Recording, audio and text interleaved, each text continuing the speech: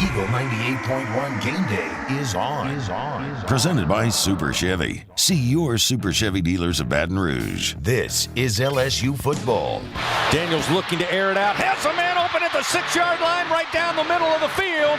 Chris Hilton Jr. Touchdown, Fighting Tigers. Motion neighbors.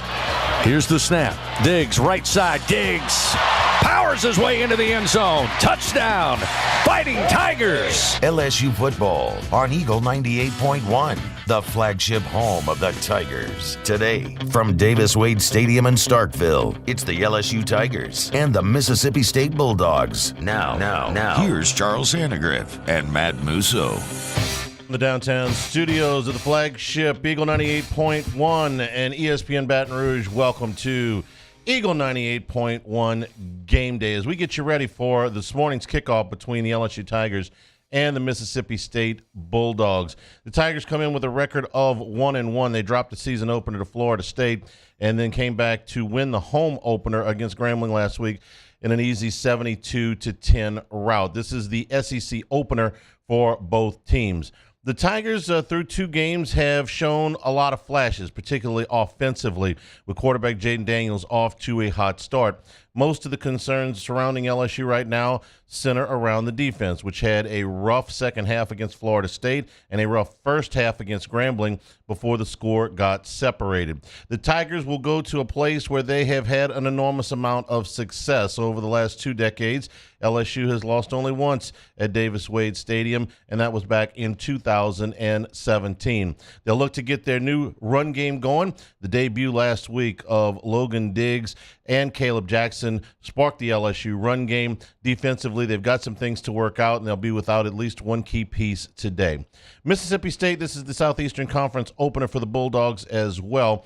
They are 2-0 on the young season. Last week, they beat Arizona 31-24, a game that went to overtime. Zach Arnett, in his first year as head coach at Mississippi State, took over under decidedly trying circumstances following the unexpected passing of Mike Leach at the end of last season.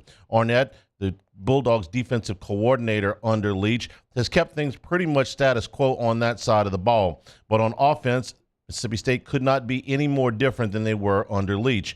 Under new offensive coordinator Kevin Barbay, the State Bulldogs have become more of a running team, more of a traditional team.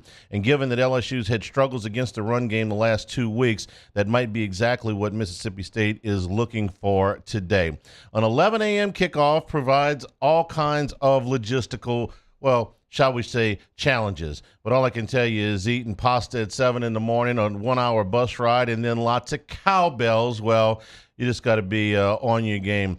Musso, this is one of those spots where you know that the home team is going to have the emotional advantage early. We've seen more than one LSU team go into these 11 o'clock games on the road and come out flat, and I think that's one of the big concerns for Brian Kelly this morning. Yeah, and you've seen it plenty of times in this very venue as well. I mean, the last time you were there in 2021, it was an 11 a.m. game. You got out to a big lead. State ends up coming back. You go back to 2009, the goal line stand. That was an 11 a.m. kickoff in Starkville. So, for sure, I mean, I don't know if it's Starkville in general or just the 11 a.m. kickoff or a combination of both. But you mentioned something there, Haney, that I think both teams are interested in, and that's the running game. I know we've talked about it a lot on AFR. I've heard it on Hunt's show. I'm sure you and Jimmy talked about it. Is State really going to go run as heavy as they have against LSU? Or are they going to try to take advantage of the secondary? Or is LSU going to finally get their game going? John Emery coming back as well. It feels like maybe you finally could have something at running back if you're LSU. It's worth asking the question about the run game because though LSU has struggled against the run game, Will Rogers has thrown for over 11,000 yards, Mississippi State starting quarterback. So it's not like he can't put it in the air. Though last week against Arizona, a 5-1 turnover advantage to Mississippi State, and it still took them overtime to win. They threw the ball only 17 times in that game that went to overtime. Our entire ESPN Baton Rouge crew is with us today. We'll be in Starkville a few times this morning, getting you ready for the game that kicks off just after 11 o'clock. From the downtown studios of the flagship, this is Eagle 98.1 Game Day. Life in Louisiana is like a run-on sentence. A poem that doesn't rhyme. Life is here, now. For life's moments, big and small, always there. The right card, the right care. Gulf Coast Office Products is a nationally recognized Savin office equipment dealer based right here in Louisiana. Over 100 employees strong, Gulf Coast has the boots on the ground to support all vertical markets, from education, engineering, legal, and finance. With the latest in office technology, from desktop to production segment units, Gulf Coast and Savin have the perfect fit for you. Call 225-756-2644. That's 756-2644 for Gulf Coast Office Products. I've been doing business with Luba for 25 years. They're dependable, trustworthy. It's just the attention to detail with our clients. Our folks have years and years of experience. They're highly trained professionals. But many companies have that asset. What I'd like to think makes Luba a bit different is that we use those talents in a way that truly is dedicated to serving the needs of the folks who depend on us. Hello, Samantha, dear, I hope you're feeling fine. And it won't be long until I'm with you all the time. But until then, I spend my money up right down on my last dime. Come on, in Baton Rouge.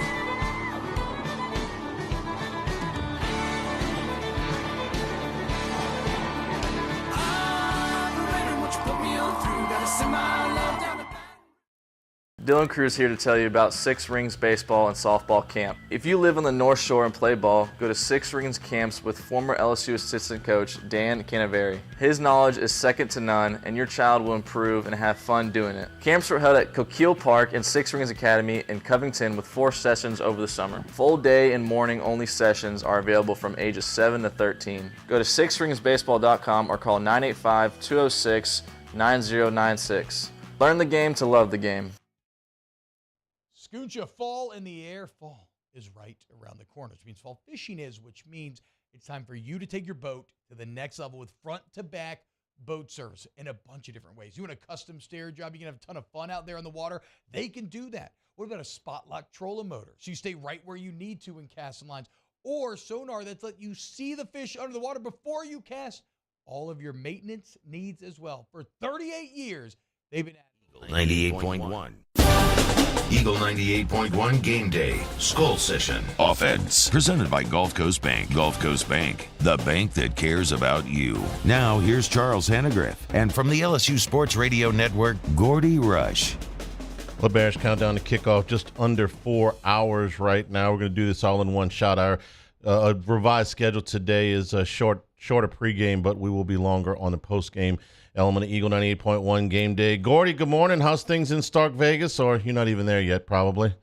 I'm in Tupelo, home of Elvis Presley, but I've had breakfast. I'm ready for this program. All right. Let's start with Kevin Barbay and the Mississippi State offense. When Mike Leach passed and Zach Arnett took the job, we knew that the offense was not going to look the same. Nobody runs it quite like Leach did.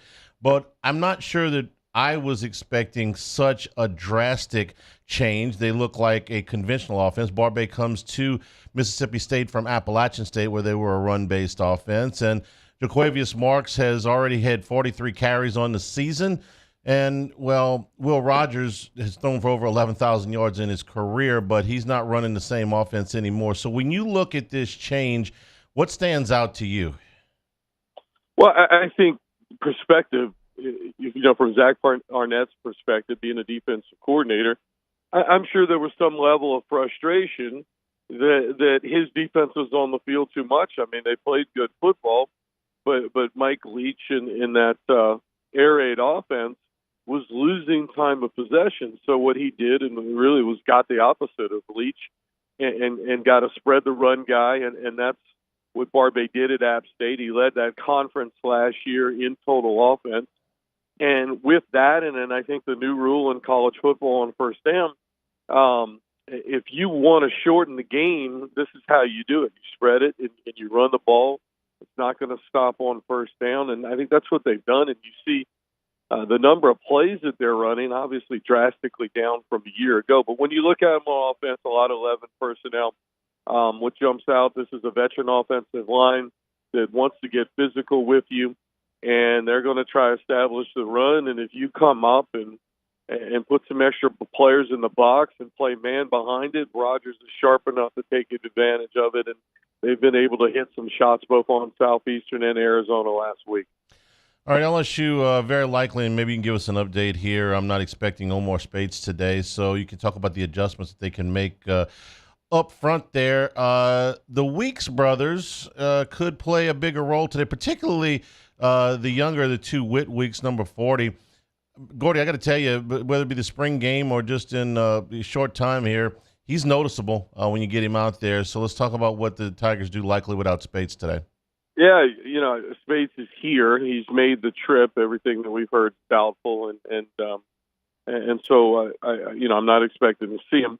And we're not going to see Perkins back at inside linebacker. Yeah, the younger Weeks is interesting. Rarely is the younger brother bigger than the older brother. That's the case. A little bit bigger sized kid, runs well, fundamentally sound. I think you're absolutely going to see him, and I think because I think you're going to see Mississippi State run a ton of 11 personnel, and that means you're going to see less nickel, less sub packages is a better way to do it. And I think you'll see a lot of times that you have both linebackers on the field. How would you rate Denver Harris's debut last week for LSU? He played an awful lot. He got picked on a little bit early, but settled in there, and we expect to see him a lot today. Look, he's got all the skills. He has all the skills. He doesn't have all the football experience and the knowledge of playing zone. And finally, Brian Kelly came out and said what I kind of viewed in spring football. He was struggling to pick up on zone defense. He had played bump and run, man and man to man, and they run a lot of different looks here, right, at LSU. So that, and I'll tell you one thing jumped out at me. There was a lot of jawing going on, and I'm like, scrambling, and he's getting into a lot of that with officials, and so for my 2 cents, I think that he's going to have a bullseye on him today. Griffin, number 5, is a fantastic receiver for him, and if I'm Barbay and I'm going to take some shots, I'm going to test those young corners because Stamps wind up playing a little bit down the road for Stamps played a little bit down the road for Alexander, and of course Harris went the whole way. Got all the talent in the world. Welcome to the SEC. 3 of your next 4 on the road. Gordy, looking at the run defense against both Florida State, but particularly against Grambling in the first half when Grambling averaged over 9 yards a carry in the first 30 minutes of that game, going back and watching it again, it seemed like there was just a lot of missed tackles, not necessarily these missed assignments. And I ask you this every year at some point. How do you get better at tackling when once you get in the season, your contact is limited in practice, and certainly your tackling to the ground is really non-existent. So tackling through the first 2 weeks of the season. Yeah, no, it's been bad. Let's call it what it is. And, they're aware of it. They've talked about it. But really you have 2 days in which you can hit and remedy that. It's got to get better. Alexander specifically at one corner, I think he's played, in coverage, he's been okay back there. But he's really struggled in run support, and Mississippi State's going to see that on film as well. First and foremost, stopping the run, tackling, bringing people down. That's what LSU's got to do defensively. On the offensive side of the ball, we saw Lance Hurd for the first time, and they worked him in very early. Gordy, it seems to me that what they want to do with him is they want to ease him into the starting lineup very gradually. They didn't want to put him out there as a starter against Florida State. That would have been a lot to ask of a freshman. They didn't ask him to start last week, but they got him in early. And they're not going to put him out there on an island by himself in the first game in the Southeastern Conference. But watching him as a run blocker, you can see where the talent is. They get more physical up front when he's in the game and Jones slides down to guard. Well, not only that, they also get more athletic at that guard position, and what they really like is Jones's ability to pull. And we saw a couple trap plays, which they were able to pull Jones. They were able to move the chipper, the H back, and with some of the things that you can do between the jet sweeps with Neighbors and Anderson, and now you have a tailback that I think just has tremendous vision and patience and Diggs. You can do you could be more multiple in the run game, and that's what Brian Kelly likes. I was where I was going to go next, Gordy, was the running game. Logan Diggs, obviously the competition is what it is, but it looked a little different, obviously, with that guy out there. Caleb Jackson got some run towards the end of the game, was real powerful. Now you get John Emery back as well. What does that rotation kind of look like today, and is this really the first step into LSU maybe kind of finding their footing there with a group that we've heard a lot about this offseason and early in the year? Yeah, I think so. I think you see a whole lot of Diggs here. I think you have a couple packages for Jackson. We know how explosive he is. There's got to be, for me, some sort of screen, a quick pass where you can get the ball to him in space. And then we'll see what the confidence that Emery has, right? And now that he's back today, and I think Josh Williams is serviceable to give you a couple touches. But the storyline is Diggs. When I went back and looked at the film this week, all the things I just talked about, great patience, a great vision, just able to slide into the open hole, and then he's got a little quick burst to hit it once that hole opens up.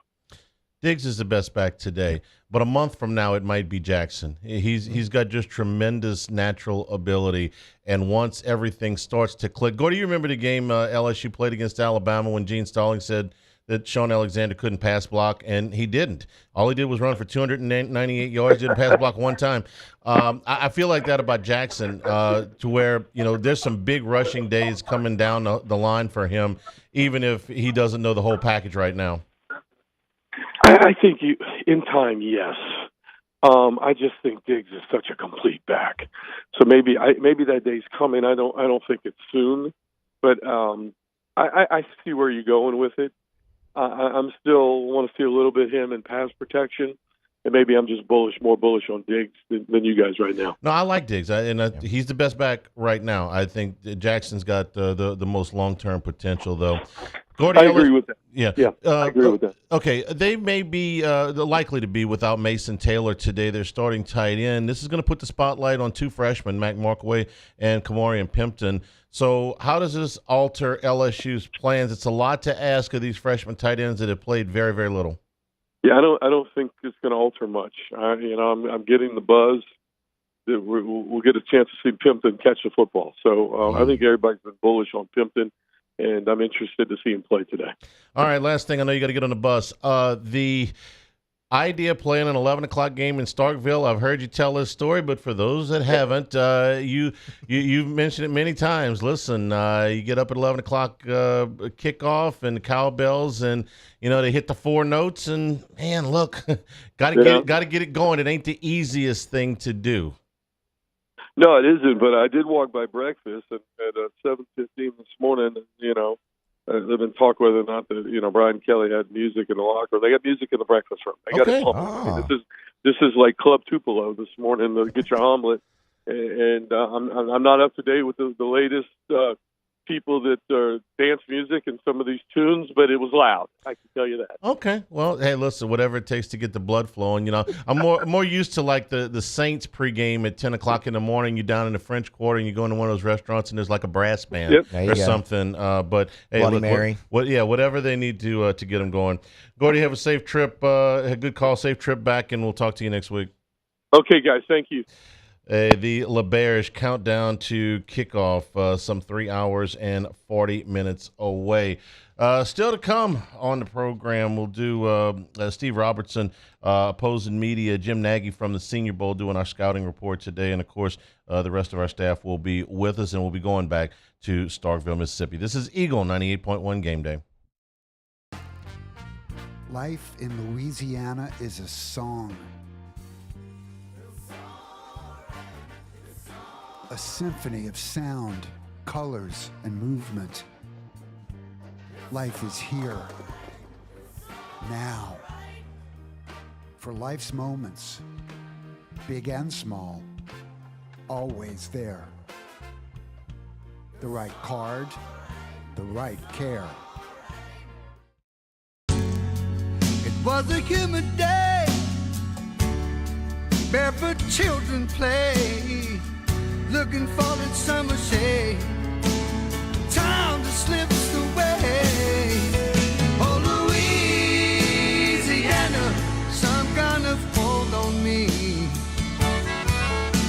like cypress stumps. Your roots are planted deep inside of me. Gulf Coast Office Products is a nationally recognized Savin office equipment dealer based right here in Louisiana. Over 100 employees strong, Gulf Coast has the boots on the ground to support all vertical markets, from education, engineering, legal, and finance. With the latest in office technology, from desktop to production segment units, Gulf Coast and Savin have the perfect fit for you. Call 225-756-2644. That's 756-2644 for Gulf Coast Office Products. I've been doing business with Luba for 25 years. They're dependable, trustworthy. It's just the attention to detail with our clients. Our folks have years and years of experience. They're highly trained professionals. But many companies have that asset. What I'd like to think makes Luba a bit different is that we use those talents in a way that truly is dedicated to serving the needs of the folks who depend on us. Dylan Cruz here to tell you about Six Rings Baseball and Softball Camp. If you live on the North Shore and play ball, go to Six Rings Camps with former LSU assistant coach Dan Canaveri. His knowledge is second to none, and your child will improve and have fun doing it. Camps were held at Coquille Park and Six Rings Academy in Covington with 4 sessions over the summer. Full day and morning only sessions are available from ages 7 to 13. Go to sixringsbaseball.com or call 985-206-9096. Learn the game to love the game. Scooncha, fall in the air. Fall is right around the corner, which means fall fishing is, which means it's time for you to take your boat to the next level with front-to-back boat service in a bunch of different ways. You want a custom stair job, you can have a ton of fun out there on the water, they can do that. What about a spot lock trolling motor? So you stay right where you need to in casting lines, or sonar that's let you see the fish under the water before you cast. All of your maintenance needs as well. For 38 years, 98.1. Eagle 98.1 Game Day. Opposing Media. Presented by Rev. Fiber fast internet made in Louisiana.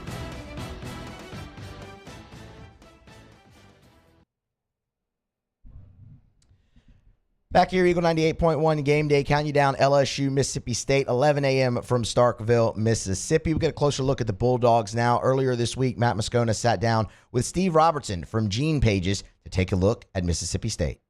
Hey, Steve, we appreciate it as always, man. How are you? Man, I'm doing great, Matt. Thanks for reaching out. I always can expect to get a phone call from you guys at least twice a year.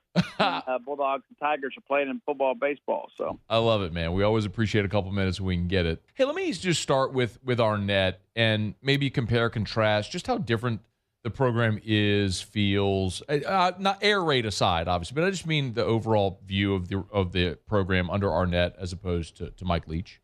Well, there's a few things that I would say.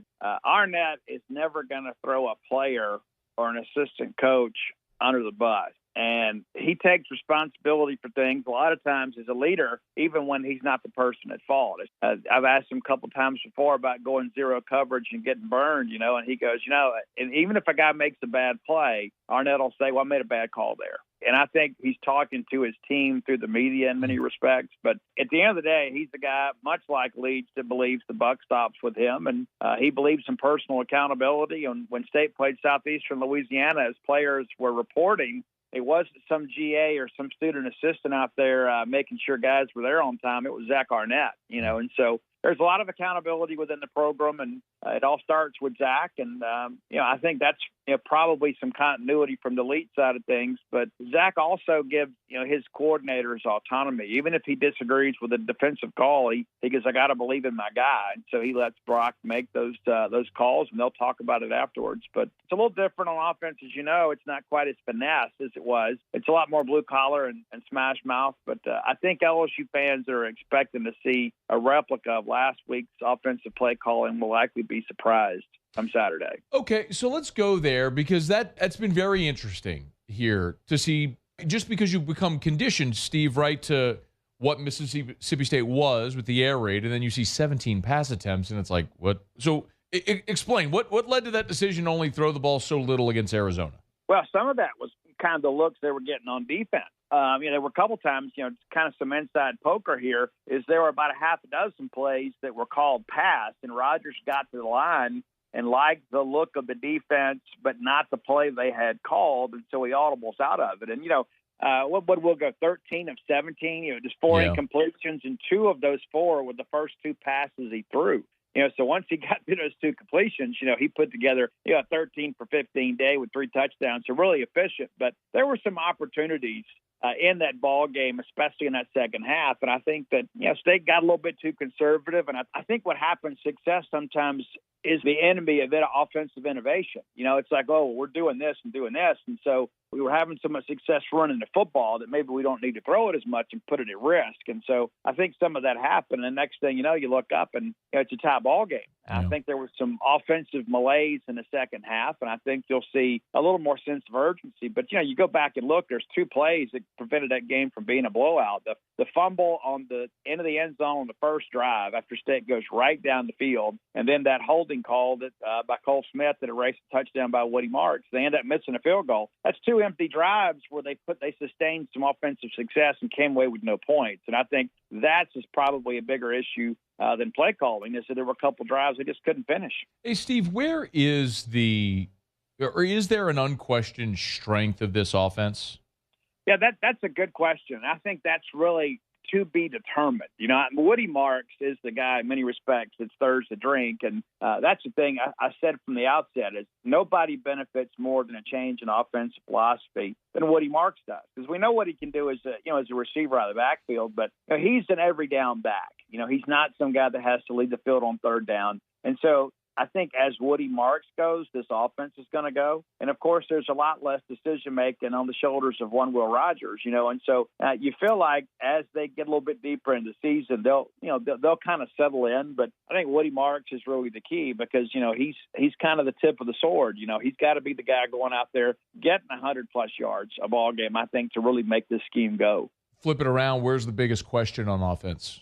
On offense or defense? On offense. I would say for this ball game is can State protect, right? I mean, it's like, yeah, you've got guys up there. You've got 5 guys that have got a ton of SEC snaps under their belt. But, LSU in the second half of that game last year, they really took over the line of scrimmage, especially on defense.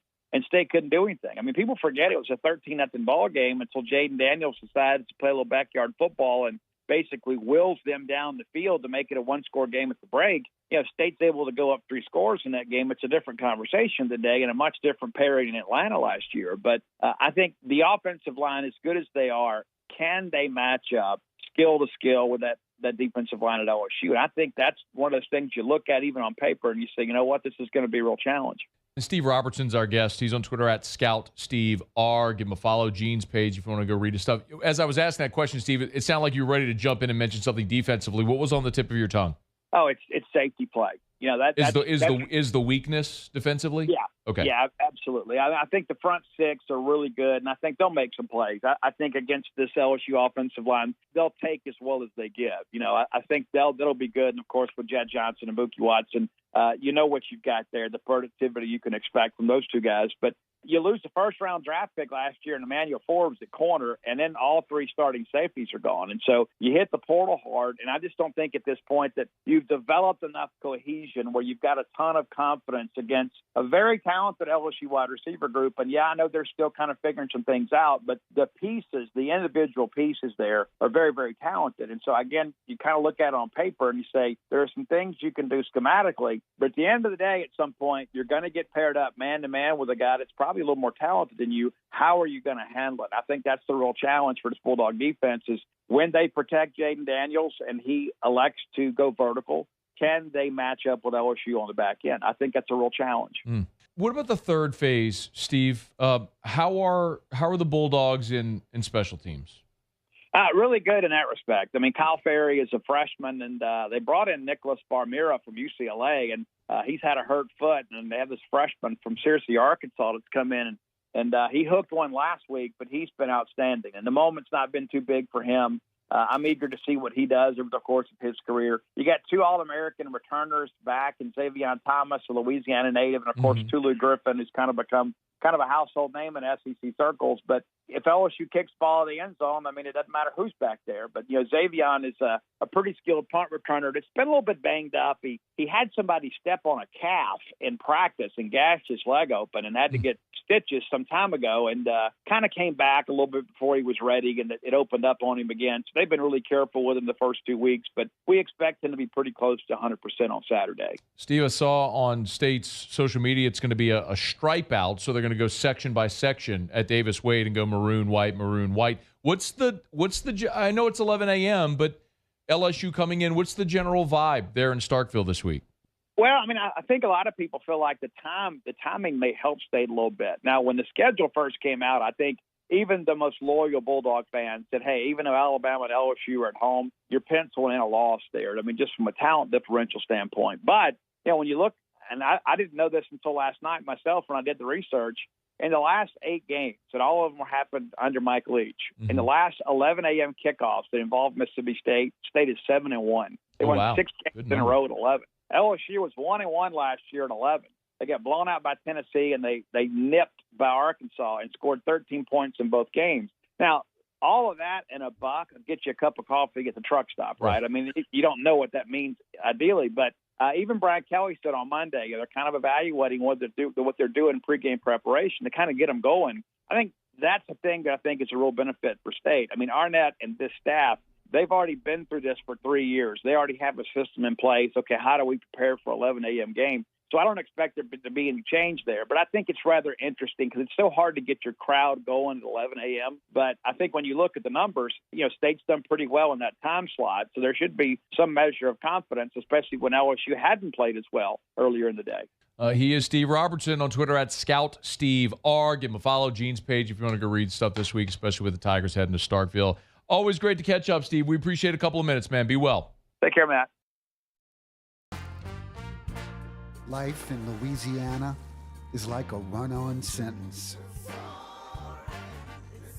A poem that doesn't rhyme. Life is here, now. For life's moments, big and small, always there. The right card, the right care.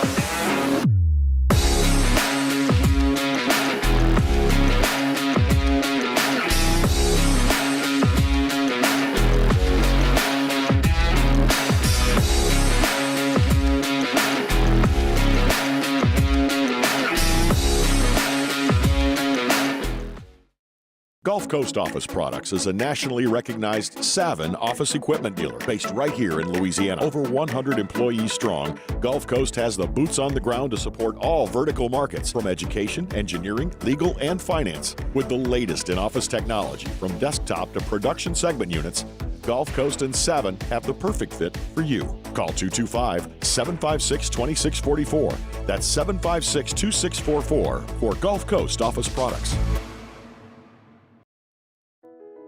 I've been doing business with Luba for 25 years.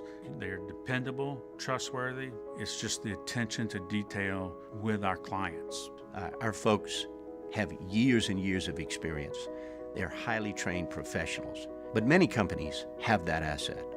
What I'd like to think makes Luba a bit different is that we use those talents in a way that truly is dedicated to serving the needs of the folks who depend on us.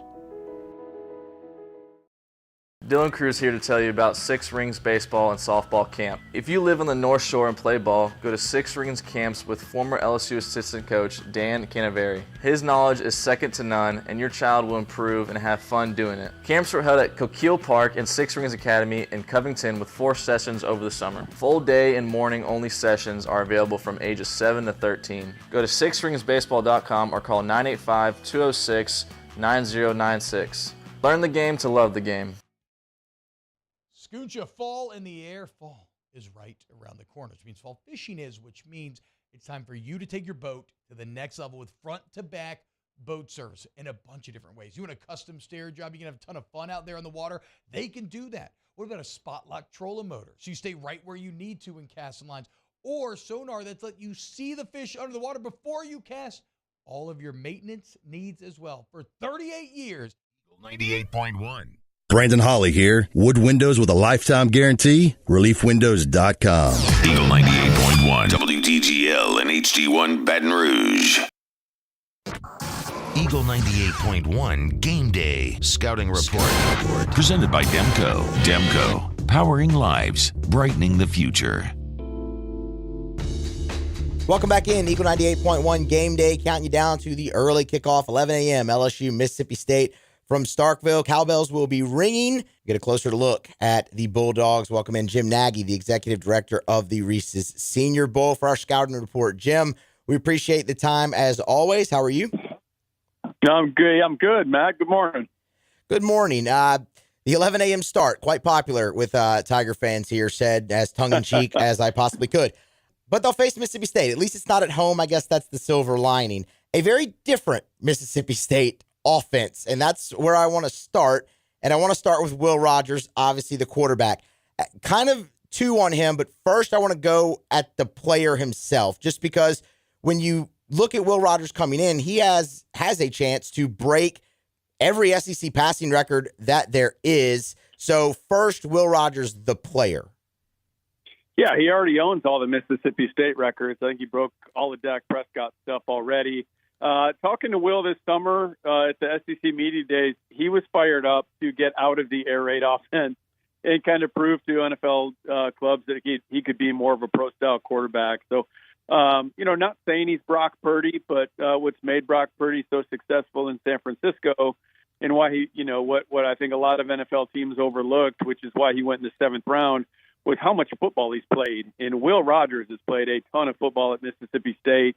He's seen everything. He gets the ball out of his hand. He can read defenses, and he's accurate. The things that teams are going to pick apart as we go through the process are, the athlete, the arm strength, some of the stuff, same stuff that Purdy got knocked for. But again, it's early in the year. But it'll be interesting to watch him through the year in this new offense and see if he can push the ball down the field a little bit. They've been a little more of a dink-dunk offense over the years. So I think that's what the NFL scouts will be looking at from Will as we work through the season. It's just ability to throw the ball downfield. So it sounds like this, from what you're saying, that this move actually kind of helps his draft stock. Because I think most people around here have looked at it just, simply from a game standpoint. Like, man, LSU secondary has been really rough so far. Is Mississippi State really just going to sit here and try to pound the rock? Or are they going to trust a guy like Will Rogers? And to hear you say that he was excited to get into this offense, it sounds like this is something that actually kind of moves him forward in his career, as the air raid maybe didn't.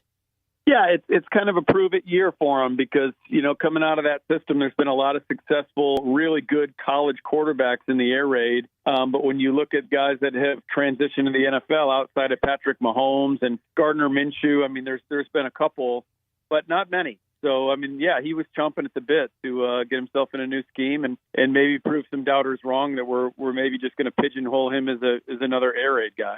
Speaking of the change to the offense, though, one guy who's definitely benefiting from that is Jaquavius Woody Marks, the running back, who has already had a really nice career at Mississippi State, even in the air raid, but is the SEC's leading rusher through 2 weeks early here.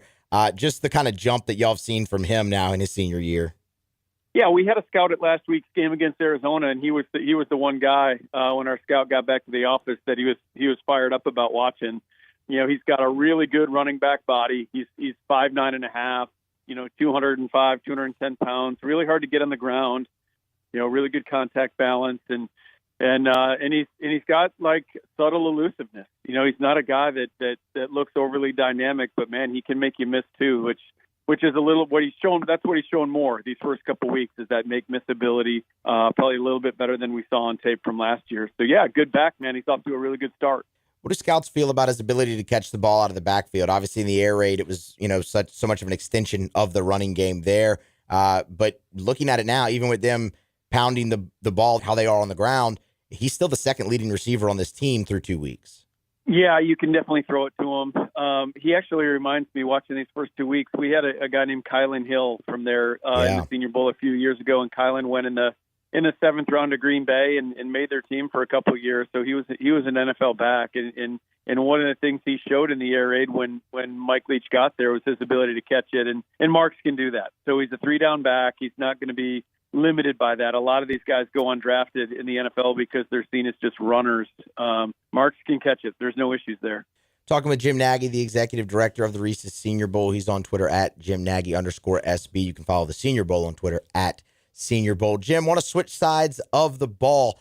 When you look at Mississippi State, recently, cornerback has been a position that they've done pretty well in the draft. And I know y'all have y'all's eyes on one at State now, DeCamerion Richardson there for the Bulldogs. Yeah, Richardson's going to be one of the top height, weight, speed corners in this draft. Like you said, now he might not have the ball production, the playmaking ability of Emmanuel Forbes, who they lost last year in the first round, but he's 6'2" and change. He's 195 pounds. He's got long arms. I mean, he'll stand out if you're watching him on TV. You can't miss this guy. He looks huge out there at corner. And talking to the staff, he's gonna be one of those guys that blows up the combine come springtime. He's gonna be a 40-inch vertical jump guy. He's gonna run really fast. So there's still some rawness to his cover game, but man, it's just hard to find big long corners that can run like him. So he'll be a guy that we just look for steady improvement from over the year. But I know there's already some scouts that are on this guy because they've hit me up already asking if we're on him yet. So he's on all the NFL radars, and he's just got to make more plays on the ball. That's going to be the bottom line with Richardson. Would you say this would be a important game tape for him going up against the likes of Malik Neighbors, Brian Thomas, and these freak athletes on the outside of LSU? Absolutely. Yeah, absolutely. This is going to be one of the best receiver groups, that they look at. And when you're an NFL scout, you always watch defensive tape against LSU's offense because they always do have good skill people. So yeah, it's going to be a key game for him. In listening to Brian Kelly this week and listening to the LSU players, I know Emory Jones as well, they talked a lot about Mississippi State and the motion that they use on their front and how Emory Jones specifically, how LSU will need to block it up. When you look at a guy like Jaden Crumedy, defensive lineman, he first of all represents their program great. He was at SEC Media Days and was all over our airwaves when we were there covering the event. But from a football standpoint, what makes him stand out in that front that really likes to take liberties in motioning guys around? So we've been watching Crumedy for a couple of years now. He was on the board last year. We actually had the guy that played right next to him, Cameron Young, in our game, and he went in the 4th round of the Seattle Seahawks. And going back and then he got hurt. He got hurt last year. So coming back, we watched him again this summer. I was like, man, this is a guy we could have invited a year ago. Sometimes your memory doesn't serve you well. At least mine doesn't at times. And I forgot how good this guy was. He's 6'4", he's 315 pounds. He plays with power. He's a better athlete than I thought he was going to be. So he's really in line with a lot of guys that LSU's played with over the years. He could play on that front. This guy's a talented guy. Again, like last year, Cam Young went in the 4th. I wouldn't expect Crumedy to get out of the 4th. It's hard to find big, talented defensive linemen, and Crumedy's going to be one of the top guys from the SEC picked on the defensive line this year. Jim Nagy, the executive director of the Reese's Senior Bowl, giving us our scouting report ahead of LSU, Mississippi State this morning in Starkville, Mississippi, Tigers and Bulldogs. Jim, we appreciate the time as always. Thank you, and we'll do it again next week, Tigers and Hogs. All right, Matt. Thanks a lot. Have a good weekend. Absolutely. That is Jim Nagy. We're going to take a break, come back on the other side with more Eagle 98.1 Game Day. When it comes to ending cancer, we push forward, always working together for you. That's why our cancer experts at Ochsner have clinically integrated with MD Anderson Cancer Center. This means advanced cancer care, including access to life-saving clinical trials and integrating care to treat the whole you. Introducing Ochsner MD Anderson Cancer Center. Long live you. The Windsor Senior Living Community in Mandeville, Louisiana is a beautiful, vibrant apartment community geared towards seniors. They are nestled right in the heart of Mandeville, where seniors live a more carefree lifestyle in spacious apartments with the peace of mind that comes from having a little extra help. Call the Windsor at 985-624-8040 to schedule a lunch and tour. Come see how the Windsor can be your passport to peace of mind. Gulf Coast Office Products is a nationally recognized Savin office equipment dealer based right here in Louisiana. Over 100 employees strong, Gulf Coast has the boots on the ground to support all vertical markets, from education, engineering, legal, and finance. With the latest in office technology, from desktop to production segment units, Gulf Coast and Savin have the perfect fit for you. Call 225-756-2644. That's 756-2644 for Gulf Coast Office Products. Life in Louisiana is a song. A symphony of sound, colors, and movement. Life is here, now. For life's moments, big and small, always there. The right card, the right care. I've been doing business with Luba for 25 years. They're dependable, trustworthy. It's just the attention to detail with our clients. Our folks have years and years of experience. They're highly trained professionals. But many companies have that asset. What I'd like to think makes Luba a bit different is that we use those talents in a way that truly is dedicated to serving the needs of the folks who depend on us. Dylan Cruz here to tell you about Six Rings Baseball and Softball Camp. If you live on the North Shore and play ball, go to Six Rings Camps with former LSU assistant coach Dan Canaveri. His knowledge is second to none, and your child will improve and have fun doing it. Camps were held at Coquille Park and Six Rings Academy in Covington with 4 sessions over the summer. Full day and morning only sessions are available from ages 7 to 13. Go to sixringsbaseball.com or call 985-206 98.1. Eagle 98.1 Game Day. Off the bench on Game Day. Presented by Shell. Shell is the rhythm of Louisiana. Off the Bench is heard weekday mornings from 7 to 10 on 104.5 ESPN Baton Rouge. Now from OTB, Jacob Hester and T-Bob Hebert. All right, let's get into what Brian Kelly had to say yesterday. Mason Taylor remains questionable. Yeah. The young gun's going to have to start up, or going to have to step up. We all know how much Mike Denbrock likes her tight ends to be involved in this offense. You know how much Jaden Daniels. It's actually maybe one thing that worries me a bit about this game is and not much worries me, but just like if Mason Taylor is out, how does it change up Jaden Daniels? Because it has felt like the last couple of years, Jake, a lot of times that Mason Taylor's kind of be that comfort blanket for him. Yeah, he definitely has trust in him. Like even going back to his first game that he ever played for LSU, both of them. Yeah. They had trust in that Florida State game in New Orleans, and so it could be a thing. I mean, that play where you have the 3 options, the zone read that turns into the little tight end flat, where you have the give, the run, or the throw. I mean, that's the guy who always runs that. So, like, who's going to be in that position? Yeah, I don't know. I'm, but a good opportunity for a couple of young guns in Pimpton and Markway to do the same thing that Mason Taylor did last year, right? Where he was asked to step up, and he ends up getting pretty good by the end of the year. He did go ahead and confirm this is going to be a Weeks Brothers game, saying that Weston Witt and Greg Penn will handle the inside duties, and that Harold Perkins will be moving around, kind of roving around, hybrid, nickel Sam, rushing off the edge. Again, I think Harold Perkins is going to have a very big game. I think he is primed to have a big game. I don't know how much they're going to throw the ball, so I don't know if it ends in a sack. But okay, whatever. If I had the choice, if there's a prop bet, I would place a prop bet on Harold Perkins to get a sack. I feel confident. Yeah, they only threw it 17 times in an overtime game last week, and I mean they are committed to the run. Okay, let's say LSU goes out there and stops it, stonewalls them, and they can't get it done. I'll be curious to see if they panic and they start putting the ball in the air with more consistency, or if they're just going to be like, hey, old school, beat your head against a brick wall type offense. We're going to do it until we lean on you enough and we think we can break your spirits. I don't know. I don't know if that's going to be how that, because they're committed. They are committed 65% of the time to run the football. I don't think that the LSU offense is going to allow them to do that. I'm very confident in this LSU offense. I feel that they're going to score enough where Mississippi State's going to have added pressure to keep up scoring-wise. I think LSU reaches high 30s in this game, and I struggle to see State getting past 20, quite frankly. And Brian Kelly, kind of in keeping with that, Jake, did say when it comes to offensively, kind of one of the concerns. Well, first off, he said he feels great about the pass game.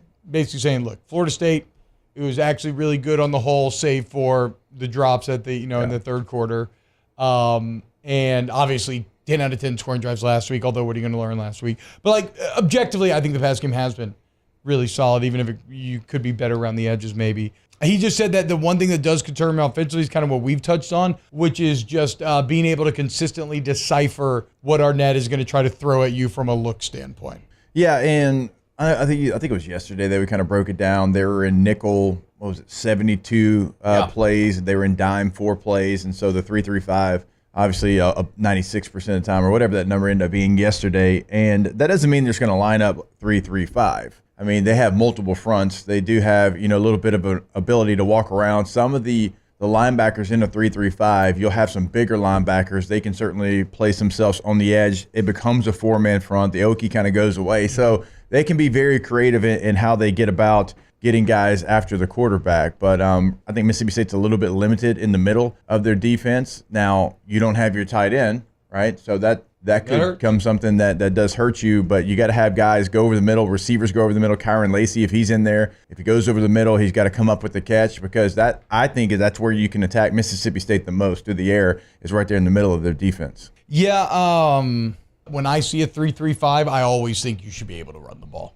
And when I look at this LSU offensive line, which I think is, I feel very confident saying now is the best position group on this team, you should be able to handle this Mississippi State front, and you should have success running the ball. I don't care if it's Caleb Jackson, who we talked about yesterday. No mention of John Emery in the Thursday practice, which I thought was a bit interesting, or in the Thursday media availability, I should say. Who did he talk about? He talked about Jackson. He talked about Diggs.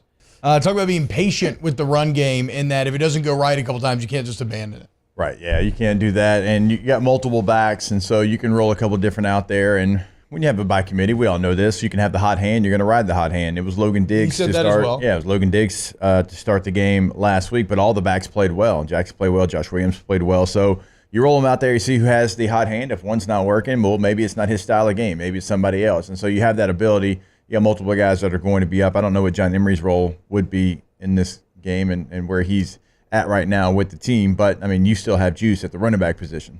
And you know what? I'm really excited to see Lance Hurd. Although this will be a real test for Lance Hurd, not just because the guys that he's going against are going to be, not half his size like they were last week, but because if I'm Arnett and I see Hurd in there, I'm gonna try to scheme some stuff. Yeah. Right. Like I'm gonna attack the same way when you have a rookie corner or somebody enter the game, a backup, and you immediately attack them. I would try to attack Lance Hurd on the on a blitz, trying to confuse him about his responsibilities. I want to flip real quick to the other side. I know you mentioned Greg Penn and Whit and Wes Weeks. That's because Omar Spates is doubtful for this game, and that also, like, that plays watching the tape against Grambling last week. You watch him try to move. I mean, you could tell he was running with a limp, and so like, he wasn't healthy in that game, and maybe that changes some of the run fits. Because he was a step late getting to some of those spots. Remember, we talked about it, and it looks like a player that was hurt, and so maybe some of the calls for concern on in those run fits. Maybe that's because you had an injured player there, because they got to get better. They got to get better at fitting up the run in this game, because Mississippi State has Woody Marks, who is, I think, he's the best back that you've played this year. Okay, that's a bold. I mean, you handled Benson, so it's hard to argue against that.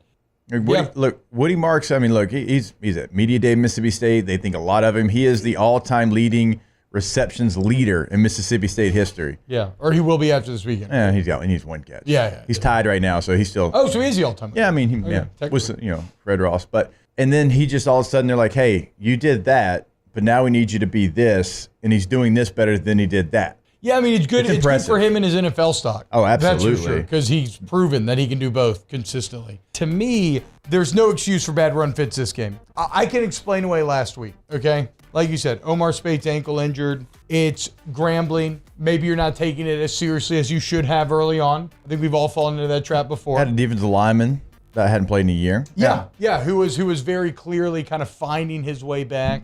But the point is, there's no excuse this week. I agree. There's no excuse this week. There's no excuse to take Mississippi State for granted. Nope. You need it too badly. You're going against a multiple defense that demands your attention. You can't just kind of mindlessly line up, and you're going to have to really kind of pick through and designate what you have. And Or excuse me, the offense actually not that multiple. I got my sides of the ball flipped for a second. But the bottom line is this defensive line, there's no excuse. You are physically superior. You need to execute Matt House's game plan. I guess what I'm getting at is I don't see, this is on the player. I don't see a world in which Matt House is going to get out-schemed by Kevin Barbay unless they just do something that they haven't put on film yet. But like this is going to be on the players to make sure that they're executing the game plan and go win this game. Yeah, I forget what show it was. Somebody tried to attempt to say maybe Mississippi State was holding back plays and saving for this game. Coaches don't do that. Now they come up with new plays. They come up like with a scheme for their opponent. If you think Mississippi State was holding back plays in an overtime fight with Arizona, then I mean, you can keep it vanilla against like the worst teams on your schedule. We used to do some of that, but not against a team you're going to OT with. Right. This is who they are now. Yeah. Right. This is the identity that they want to go out there and play with. And I think it's only going to get better. Like, I actually think you catch Mississippi State at the best time because week 7, week 8 down the road, once those offensive linemen start to get some confidence, start understanding angles and, hand placement on some of these runs they've probably never done or haven't done since high school, then they're going to be a better football team because I do believe in their running back. And when they figure out, okay, Will Rogers, play action pass, and we can use him as a real weapon and tool, and yeah, we can be a run-first team, but still use this quarterback that's really, really good, been good for a long time, they're going to be a better football team. So I think getting them in week 3, like that's a perfect storm for you to go out there and be successful. Life in Louisiana is like a run-on sentence. A poem that doesn't rhyme. Life is here, now. For life's moments, big and small, always there. The right card, the right care. Make this summer your backyard party year with Chris's Specialty Foods. Wings, burgers, brisket, steak, and boudin, plus great Cajun side dishes. We do all the prep, and you enjoy laughing with friends and family. Chris's Specialty Foods, Millerville, New Orleans, Prairieville, and Frisco. Everybody loves Chris's authentic Cajun meat.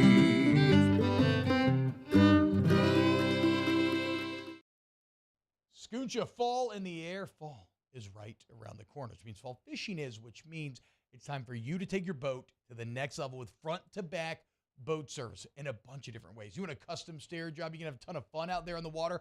They can do that. What about a spot lock trolling motor? So you stay right where you need to in casting lines. Or sonar that's let you see the fish under the water before you cast. All of your maintenance needs as well. For 38 years, they've been at it and will continue to do so. The Sherman family of front-to-back boat service. Gulf Coast Office Products is a nationally recognized Savin office equipment dealer based right here in Louisiana. Over 100 employees strong, Gulf Coast has the boots on the ground to support all vertical markets from education, engineering, legal, and finance. With the latest in office technology from desktop to production segment units, Gulf Coast and Savin have the perfect fit for you. Call 225-756-2644. That's 756-2644 for Gulf Coast Office Products. I've been doing business with Luba for 25 years. They're dependable, trustworthy. It's just the attention to detail with our clients. Our folks have years and years of experience. They're highly trained professionals. But many companies have that asset. What I'd like to think makes Luba a bit different is that we use those talents in a way that truly is dedicated to serving the needs of the folks who depend on us. Dylan Cruz here to tell you about Six Rings Baseball and Softball Camp. If you live on the North Shore and play ball, go to Six Rings Camps with former LSU assistant coach Dan Canaveri. His knowledge is second to none, and your child will improve and have fun doing it. Camps were held at Coquille Park and Six Rings Academy in Covington with 4 sessions over the summer. Full day and morning only sessions are available from ages 7 to 13. Go to sixringsbaseball.com or call 985-98.1. Protect your home with dependable roof repair and service. GarciaDidMyRoof.com. WTGL and HD1 Baton Rouge. Eagle 98.1 Game Day. Inside the stadium. Inside the stadium. Presented by K to Z Window Coverings. K to Z Blinds.com, where style meets functionality, both inside and out. Well, the Bears count down to kickoff just a touch over 3 hours before LSU and Mississippi State kick it off in Starkville.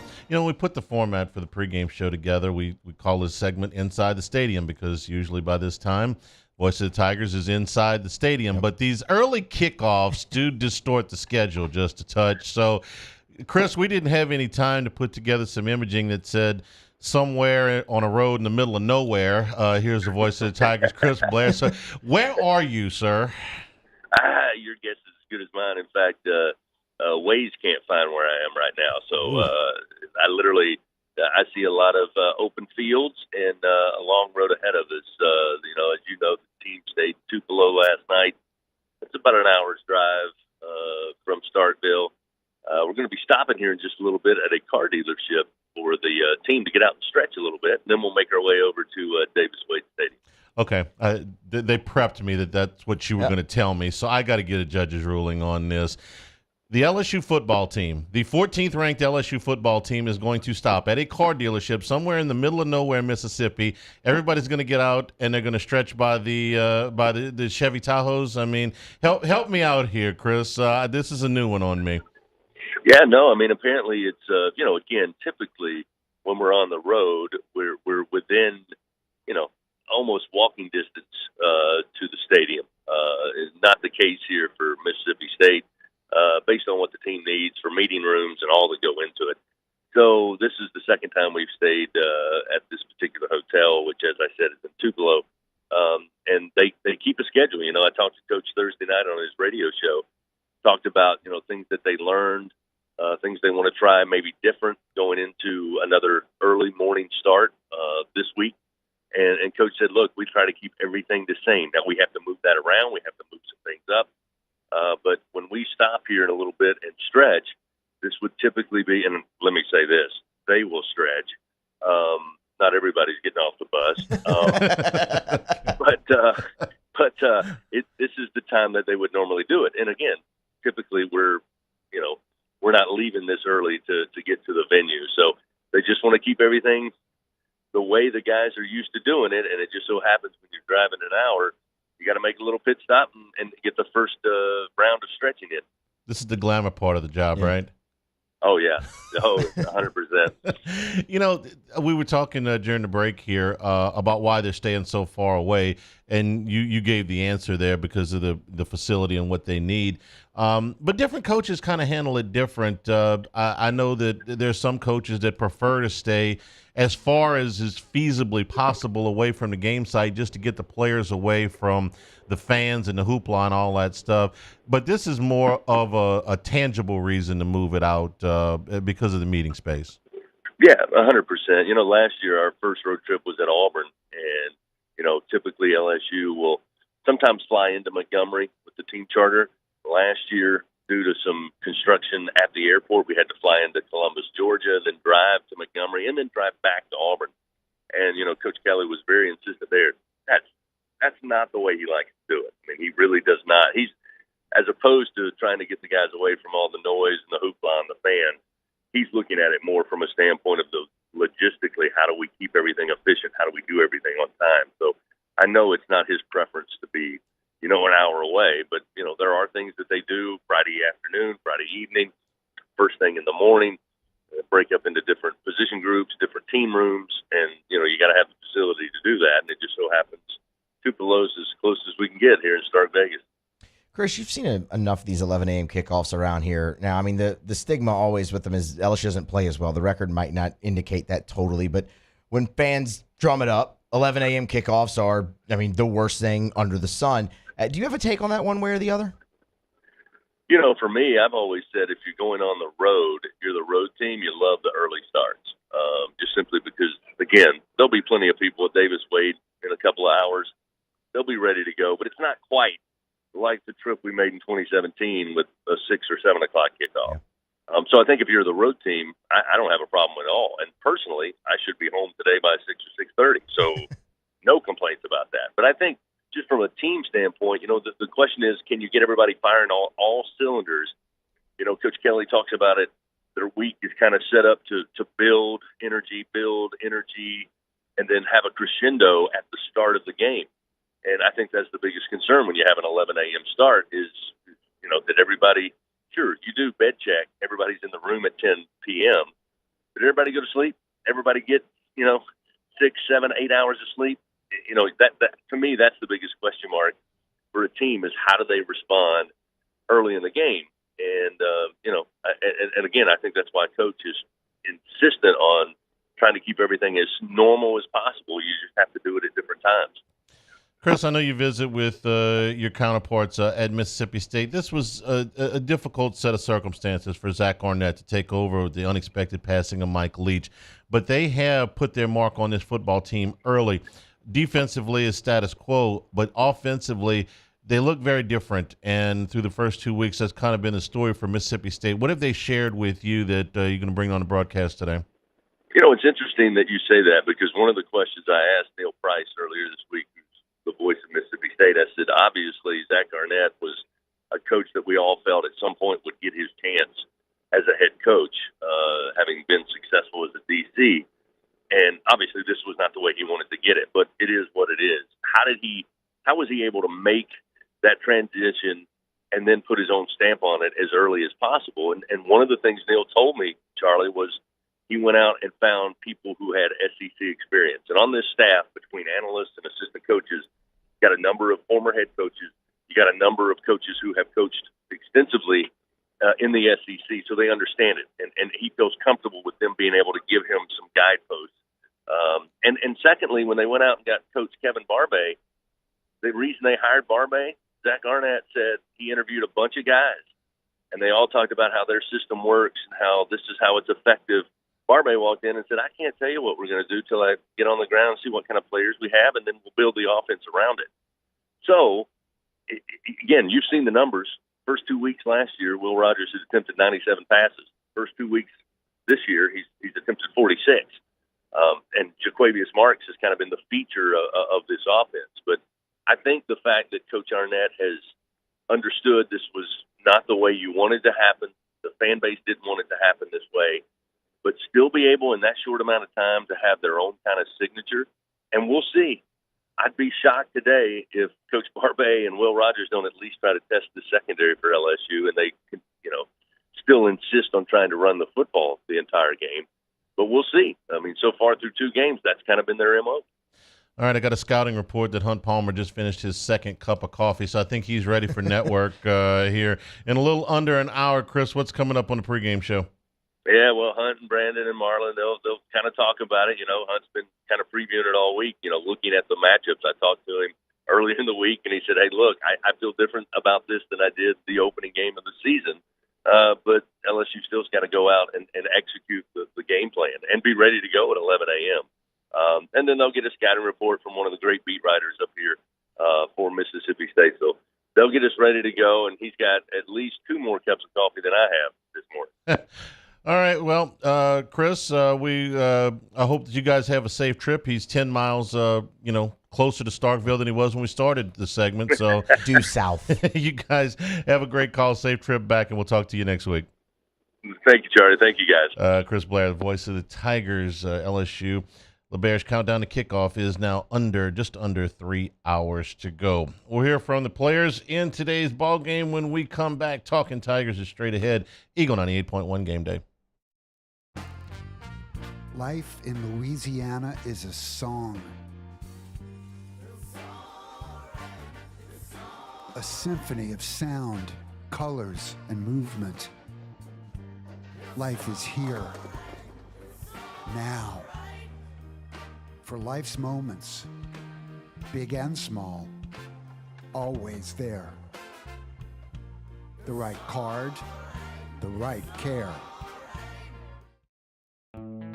The importance of doing this fortified program and offering it to people down here is, number one, the only real chance you're going to get to do this is when you put on a new roof or build new.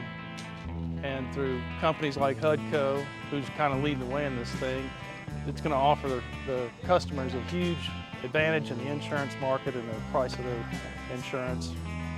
You know, we're not looking to make a fortune off fortifying. We're trying to give you a better product than our competitor at the moment. I'm trying to do something that he can. I'm trying to give you something better. So a lot of these insurance shops, you're getting a re-roof, you're only paying your deductible. Let's sit down and talk about the fortified and let's see what it does to your insurance premium. You're getting a steal. Yeah. You're getting a brand new roof and a fortified certificate for your deductible, essentially. I think we're rocking and rolling.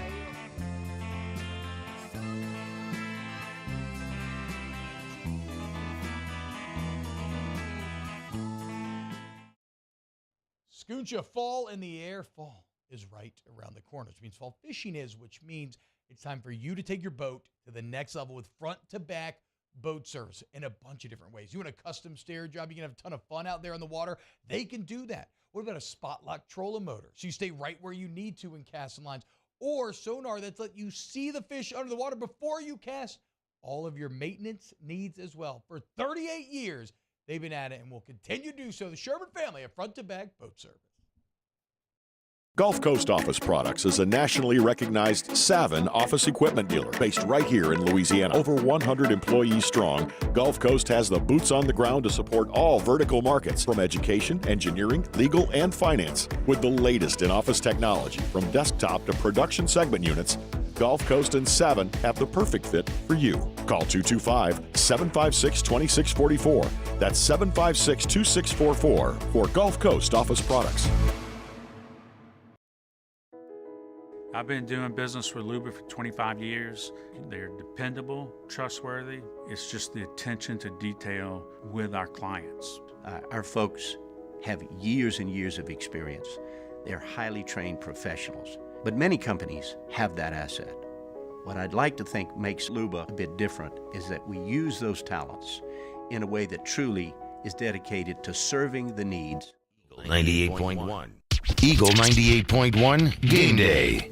Talkin' Tigers. Talkin' Tigers. Presented by TRICARE. TRICARE. For all your gas or diesel vehicles needs, take it to TRICARE. Talkin' Tigers. Defensive lineman Makai Wingo. After the first game, we started fast and didn't come out as fast. And then the second game, we started a little slow and came out faster in the second half. So this week, we really want to put two great halves together and really come out on fire. Wide receiver Malik Neighbors. After last game, we got pretty back on track, with the cues, with the receivers, less drops than we had in Florida State, getting our route depth, being on time with the quarterback. So this game, we going into SEC play. So after today's practice, we just focus on getting better every day. Offensive lineman Emory Jones. I've seen us improving as far as playing as one. It's hard to get five guys to be thinking the same mindset, and I think Charles Turner, our center, has been doing a great job at communicating to everybody, make sure everybody knows exactly what to do. And I feel like everybody's kind of buying into the process. Coach Kelly always talks about the process, and I feel like in that room, we all are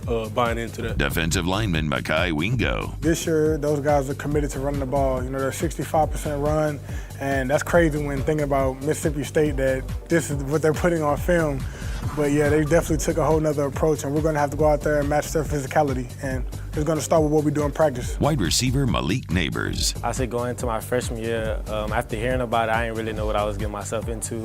It was my first game that I actually started, so flowers in my stomach, I was jittery about just being out on the field. But it was pretty loud, but now that I'm, experienced about loud crowds, I feel I can just focus in on getting my job done. Offensive lineman Emory Jones. They don't have a whole bunch of star players, so what they do is kind of move guys around a lot. Like every play, first, second down, they're moving guys, line games, stuff like that. Just kind of making you play it true. You got to be able to respond to movement, and I feel like in our O-line room, we're doing a great job of doing that. We're buying into the game plan. Everybody's, bought in. So I feel like we're going to do great blocking their movement and, bust some runs. Defensive lineman Makai Wingo. They hang their hat on running the ball this year, and this defense, we hang our hat on stopping the run. So it's going to be definitely a physical game. They have some explosive backs.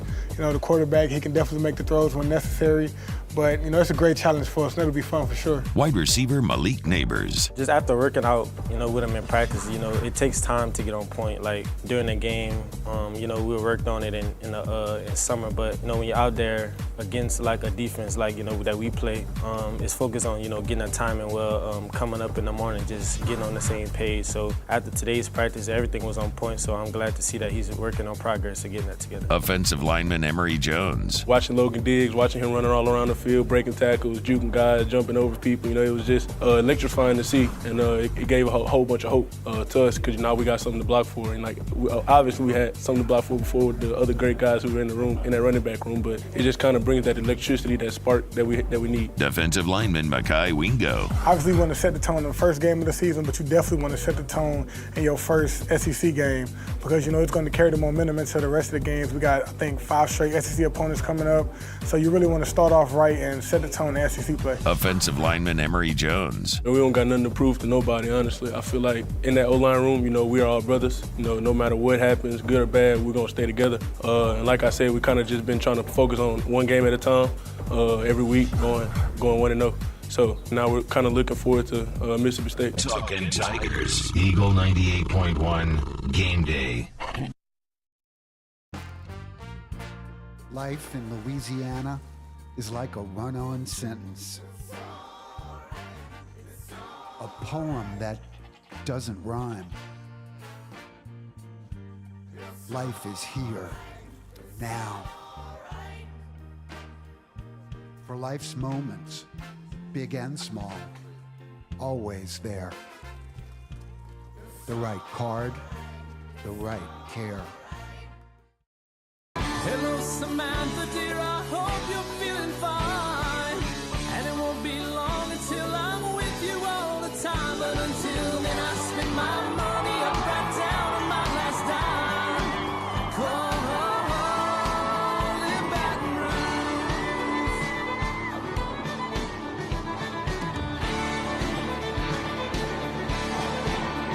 I'm ready what you put me on through. Gotta send my love down to Dylan Cruz here to tell you about Six Rings Baseball and Softball Camp. If you live on the North Shore and play ball, go to Six Rings Camps with former LSU assistant coach Dan Canaveri. His knowledge is second to none, and your child will improve and have fun doing it. Camps are held at Coquille Park and Six Rings Academy in Covington with 4 sessions over the summer. Full day and morning only sessions are available from ages 7 to 13. Go to sixringsbaseball.com or call 985-206-9096. Learn the game to love the game. Scooncha, fall in the air. Fall is right around the corner, which means fall fishing is, which means it's time for you to take your boat to the next level with front-to-back boat service in a bunch of different ways. You want a custom stair job, you can have a ton of fun out there on the water, they can do that. What about a spot lock trolling motor? So you stay right where you need to in casting lines, or sonar that's let you see the fish under the water before you cast. All of your maintenance needs as well. For 38 years, they've been at it and will continue to do so. The Sherman family of front-to-back boat service. Gulf Coast Office Products is a nationally recognized Savin office equipment dealer based right here in Louisiana. Over 100 employees strong, Gulf Coast has the boots on the ground to support all vertical markets from education, engineering, legal, and finance. With the latest in office technology from desktop to production segment units, Gulf Coast and Savin have the perfect fit for you. Call 225-756-2644. That's 756-2644 for Gulf Coast Office Products. I've been doing business with Luba for 25 years. They're dependable, trustworthy. It's just the attention to detail with our clients. Our folks have years and years of experience. They're highly trained professionals. But many companies have that asset. What I'd like to think makes Luba a bit different is that we use those talents in a way that truly is dedicated to serving. 98.1. Eagle 98.1 Game Day. Recruiting with Shay Dixon from On3 Sports. Presented by Ralph's Market. Ralph's Market, where quality and customer service are a family tradition. And we bring in Shay Dixon from On3. Shay, how did the Mississippi State coaches get recruits to visit at 11 o'clock in the morning on a September day, man? I know how they do it here. How do they do that in Starkville? That's the most important part, right? It's already the how do they do it in Starkville. Then you throw that plot twist in there of 11 a.m. Right. It's tough. It's tough, but they actually do.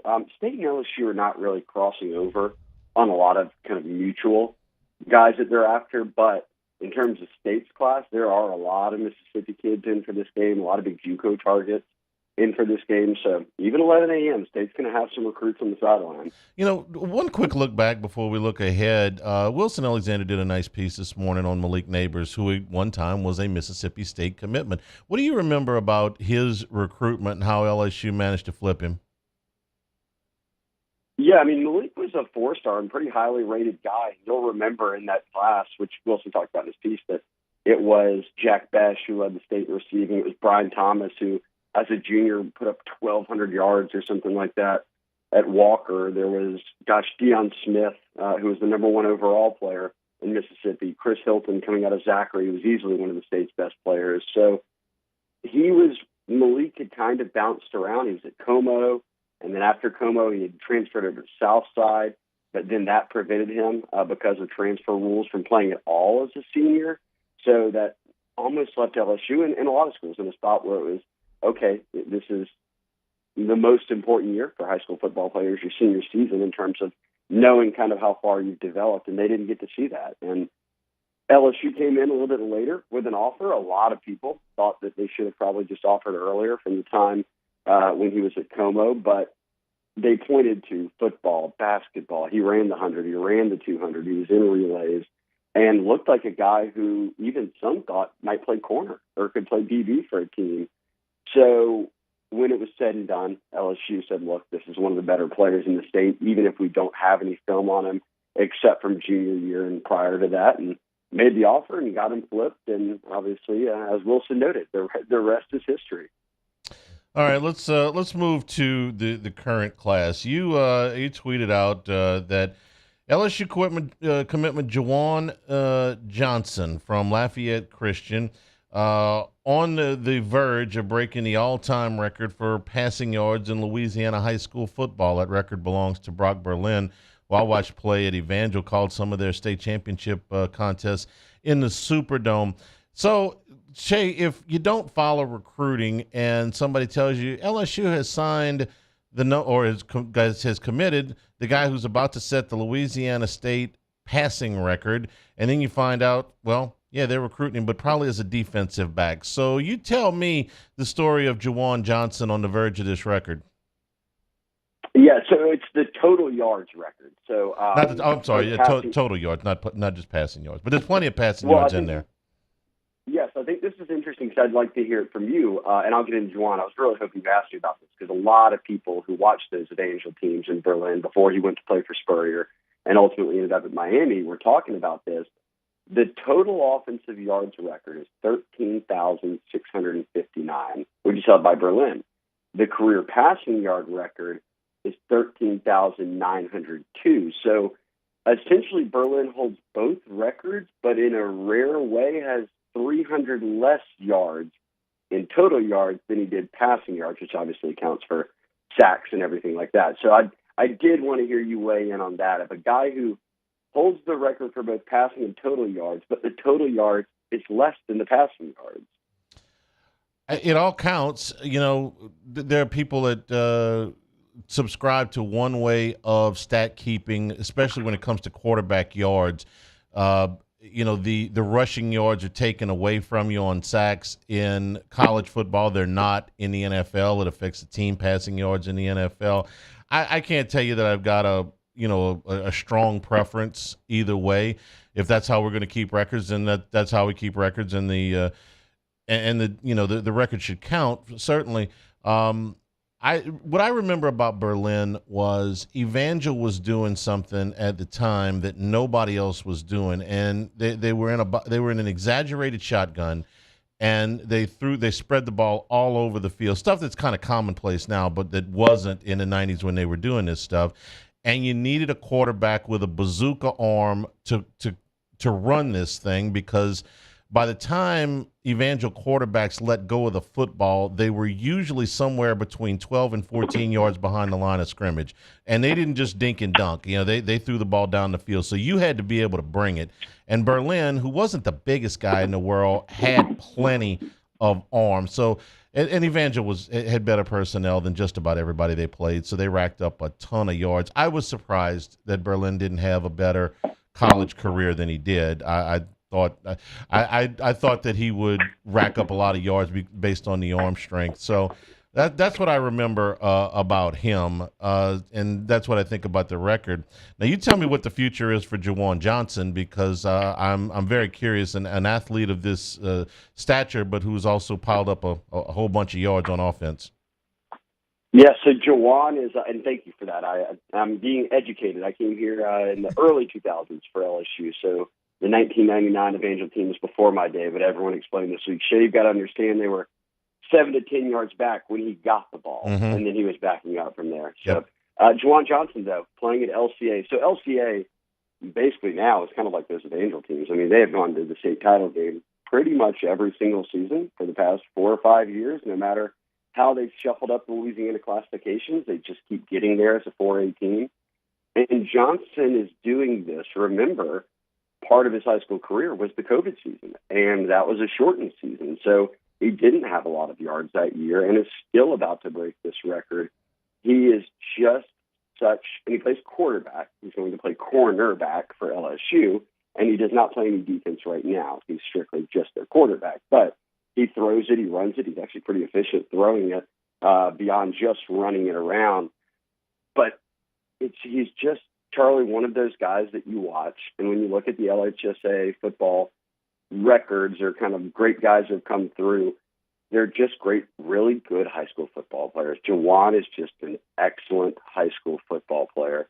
And I look at last night when he sort of ran all over the place and threw it on Jesuit. He needs to pace.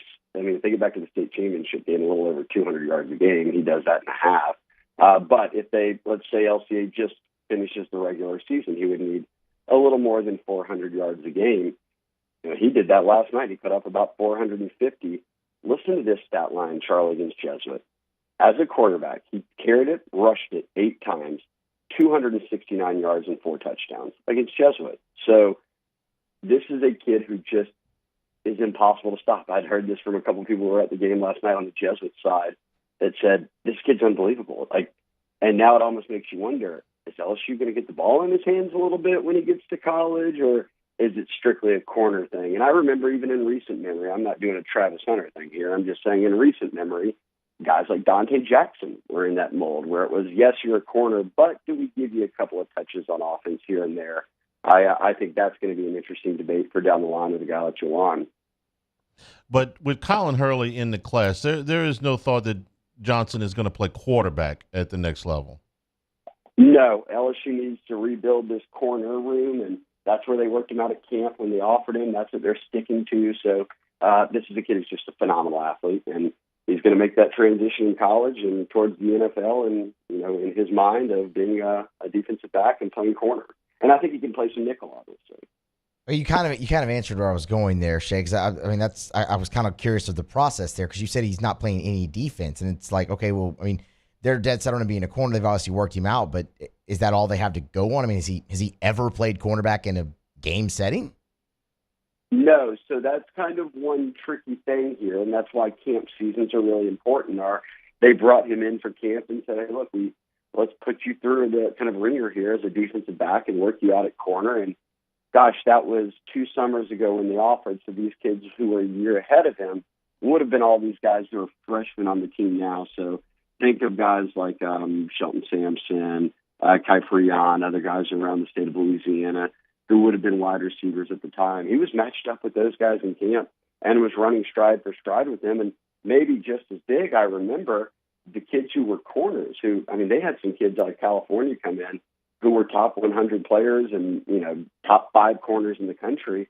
And you were looking at Juwan and them and said, man, Juwan's turning and running. He can flip his hips. He does all this just as well as those guys, and that's all they play. He never plays it. He's just going out there right now and giving you a test run of what he looks like. So he will be raw. It'll take a little bit, but I think this is one that does end up panning out for him. I remember Ray Darius Jones out of Mississippi played only quarterback in high school and tried to make that transition to corner, and it just took some time.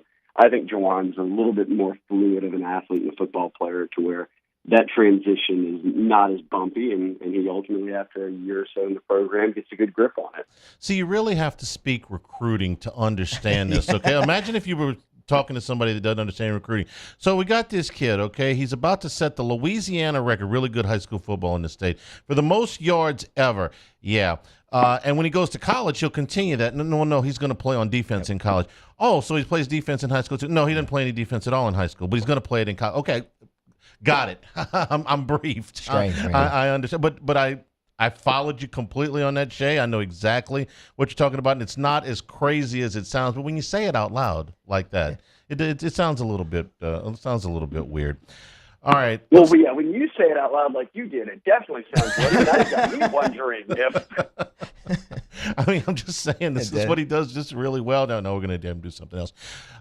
Next week against Arkansas, LSU is going to be out of Baton Rouge for a minute here.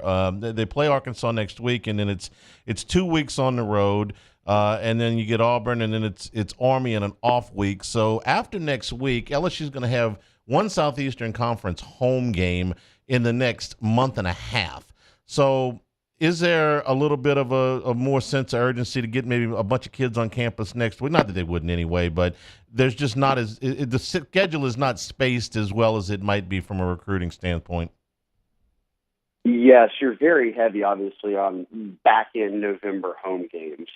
So it does put a little bit of urgency. I'll give you a case in point here. They will start hosting some official visitors next week because you've got a guy, a five-star, Terry Bussey out of Texas, who's kind of visited Alabama last week or for the Texas game last week, and then will visit LSU next weekend for the Arkansas game. And then at the end of September, he'll announce his decision. So with a decision coming, A&M is kind of considered the team to beat. He wanted to check out LSU and Bama again before he does make a final decision. But with a decision date set, LSU said, okay, well, then we have to have him on one of these first two games. So he comes in for the Arkansas game. They wanted to bring him in for an SEC game, and that was their only option. The other one was Grambling State. Then I'd look at it through this lens, too. On these next two home games, which are Arkansas and Auburn, the number one and the number two quarterbacks in America for next year's class, Bryce Underwood and George McIntyre. Joe Sloan, the quarterback's coach at LSU. Next weekend has George McIntyre coming in. He's the number two quarterback in the country. He just visited Tennessee, Bama, LSU are kind of his top three teams. He doesn't have a list trimmed down or anything like that, but those are the teams he's kind of been focused on. So he went to Tennessee in week one. He went to Bama for the Texas game. Now he's coming to the first home game and gets a chance to at LSU. And then, like you said, you've got a bit of a break there, but then they'll turn right back around and bring in Bryce Underwood, who is the number one overall player in next year's class. And guys, we're going to talk about him a lot until he's committed to either LSU or someone else, and then maybe we'll stop talking about him. But this is maybe the best quarterback to come out, and one of the best in the past decade. He's being put up there alongside the likes of Caleb Williams in terms of coming out of high school and saying this guy's the capability to be the number one overall pick in the draft if he just continues to play how he's playing right now and continues to develop. So it's an LSU-Michigan battle. I know he'll be out at Colorado today. Prime's got, obviously, the attention of the nation, so recruits are starting to say, hey, I'll come out and take a look. But LSU-Michigan battling for a kid from Michigan will be on Harbaugh watch. Is this the year that he finally jumps back to the NFL? Could that shake things up? Could stability on LSU side or winning, getting back on track and having a very good season, health there, sure, but that visit will be big because it will be his first chance to be in Tiger Stadium. McIntyre, the number two quarterback in the country, who's out of Nashville, his first visit to Tiger Stadium was, I guess about 10 months ago, when LSU beat Bama in overtime, and he had been at the Tennessee game, Bama game that year, and he said that LSU's atmosphere trumped what Tennessee had that day when they also beat Alabama in an upset. So if Tiger Stadium is alive, hopefully that Auburn game is a night game, and Underwood, for his first experience, you see a pretty good environment. Go to the site on 3, the Bengal Tiger, Shea Dixon covering LSU football. Lots of updates following today's game. Shea, you're the best, man. We'll talk to you next week. You're the best. This is why we do this. You can handle the Brock Berlin in 1990s era, and I'll handle this. Got it. That's a deal. We appreciate it. LeBears, countdown to kickoff about 2 hours and 30 minutes away in Starkville, Mississippi. Alex is next. Eagle 98.1 Game Day. Life in Louisiana is a song. A symphony of sound, colors, and movement. Life is here, now. For life's moments, big and small, always there. The right card, the right care. It was a humid day, barefoot children play, looking for that summer shade. Time just slips away. Oh, Louisiana, some kind of hold on me. Like cypress stumps, your roots are planted deep inside of me. Dylan Cruz here to tell you about Six Rings Baseball and Softball Camp. If you live on the North Shore and play ball, go to Six Rings Camps with former LSU assistant coach Dan Canaveri. His knowledge is second to none, and your child will improve and have fun doing it. Camps were held at Coquille Park and Six Rings Academy in Covington with 4 sessions over the summer. Full day and morning only sessions are available from ages 7 to 13. Go to sixringsbaseball.com or call 985-206-9096. Learn the game to love the game. Scooncha, fall in the air. Fall is right around the corner, which means fall fishing is, which means it's time for you to take your boat to the next level with front-to-back boat service in a bunch of different ways. You want a custom stair job, you can have a ton of fun out there on the water. They can do that. What about a spot lock trolling motor? So you stay right where you need to in casting lines. Or sonar that's let you see the fish under the water before you cast. All of your maintenance needs as well. For 38 years, they've been at it and will continue to do so. The Sherman family of front-to-back boat service. Gulf Coast Office Products is a nationally recognized Savin office equipment dealer based right here in Louisiana. Over 100 employees strong, Gulf Coast has the boots on the ground to support all vertical markets, from education, engineering, legal, and finance. With the latest in office technology, from desktop to production segment units, Gulf Coast and Savin have the perfect fit for you. Call 225-756-2644. That's 756-2644 for Gulf Coast Office Products. I've been doing business with Luba for 25 years. They're dependable, trustworthy. It's just the attention to detail with our clients. Our folks have years and years of experience.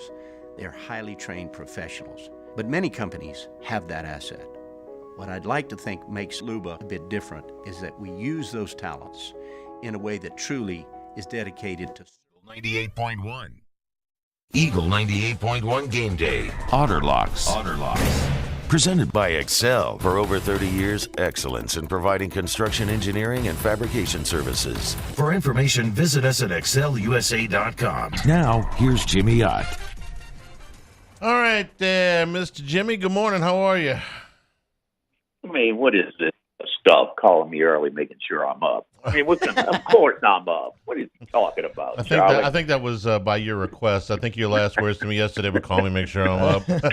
Hey, after Episcopal gets a big win yesterday afternoon. I know. How about that, EJ? We don't like the number 18s from New Orleans, Charlie. They threw him down like a rag doll. But it's good thanks to Steve Snyder and him showing his big sack yesterday afternoon. Well, I got to go back and watch it. Now, I got to bed early last night.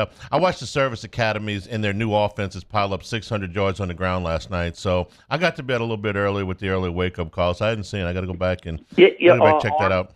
Army and Air Force looked better last night on offense. It appears that way. Well, Army has gone to a radical change. Instead of getting under center and handing off the ball, now they're in the shotgun and they're handing off the ball. So like basic pistol, you know. Yes. Mm-hmm. Yeah. The Army rushed for 250, Air Force rushed for 350 last night. From a local perspective, you know, UTSA and Tulane were basically the two teams in what is it in the New American, And Tulane looks clearly better so far than UTSA. We talked about the Frankie Harris from Texas San Antonio. They won a bunch of games, back-to-back Conference USA champions, but they're 0-3 against the spread and really not close so far. So Tulane could be repeat champions in that conference this year. All right, we'd like to take a look at the the best games of the day here on this segment. There's no ranked matchups, so we got 7 top 15 teams on the road today. They're all favored. Somebody's going to lose. That's just the odds. If we could tell you which one, we'd be running to the window right now. But just overall, before we get to Florida and Tennessee, what games are you looking at here in these early windows? And you said it, there's so much variance right now. I know Colorado is the outlier, okay?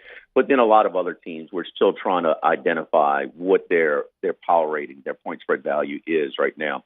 I was at the Queen Casino last week, and, these very popular moneyline parlays, I threw a 6-teamer in there. Charlie, I won it. I don't know how. James Madison coming back against Virginia, in North Carolina going to overtime, Mississippi State.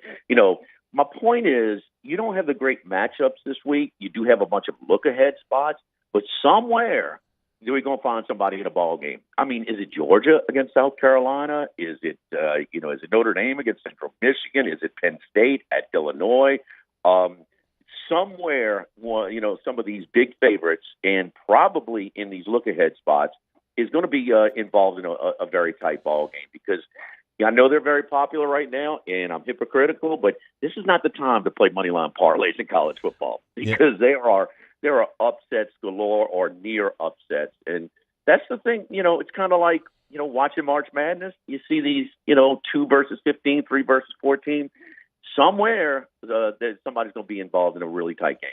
I'll give you one that I think is really unpredictable, but let's see. Washington's going to East Lansing today, and Michigan State's going to be without Mel Tucker, and you never know how teams – and Tucker's not likely to be back. You never know how teams are going to react to something like that. Sometimes they go on a skid. Sometimes it's rally to troops. And Michigan State had 2 decisive wins over nondescript opponents in the first 2 weeks. They're a 16.5-point dog, and Washington looks great. I love Michael Penix. I know you do too. But that's one of those spots where if Michigan State comes up with an inspired performance, for our old coach or whatever it is, maybe that's a spot, because they're not a terrible team. I'm proud of you. You got a good night's rest. It's a very good point, Charlie. Okay, yeah. 2 cups of coffee, ready to go. It's true, because the natural reaction is, oh, man, this is a mess in East Lansing. I mean, how can this guy who was given this contract that he probably didn't deserve, matching basically Brian Kelly's a contract at LSU because he used it as leverage? Good job by his agent. But, oh, man, it's a mess. They're going to be Washington's going to go in there. You don't know. We don't know how these guys are going to respond. So I think that's an excellent point. And those trips, man, it's very tough for the Big Ten to go out to the West Coast and the Pac-12 and vice versa. So in that game, this is a return trip of the game where Michigan State at this time last year was overvalued big time, and they had lost so much from that team that beat Pitt in their bowl game, their BCS bowl game. But yeah, absolutely. That's a tricky spot where something good could happen. You may see them, rally the troops. That 16-point underdogs at home. All right, let's go quick so we can squeeze a few in before we got to get out of here. Tennessee and Florida tonight at the Swamp. Gators down to 5.5 now. Tennessee the favorite, but the Gators getting some support here. Was at 7, Thursday 6.5, yesterday at 6, and it goes down to 5.5. Absolutely, they're getting some support.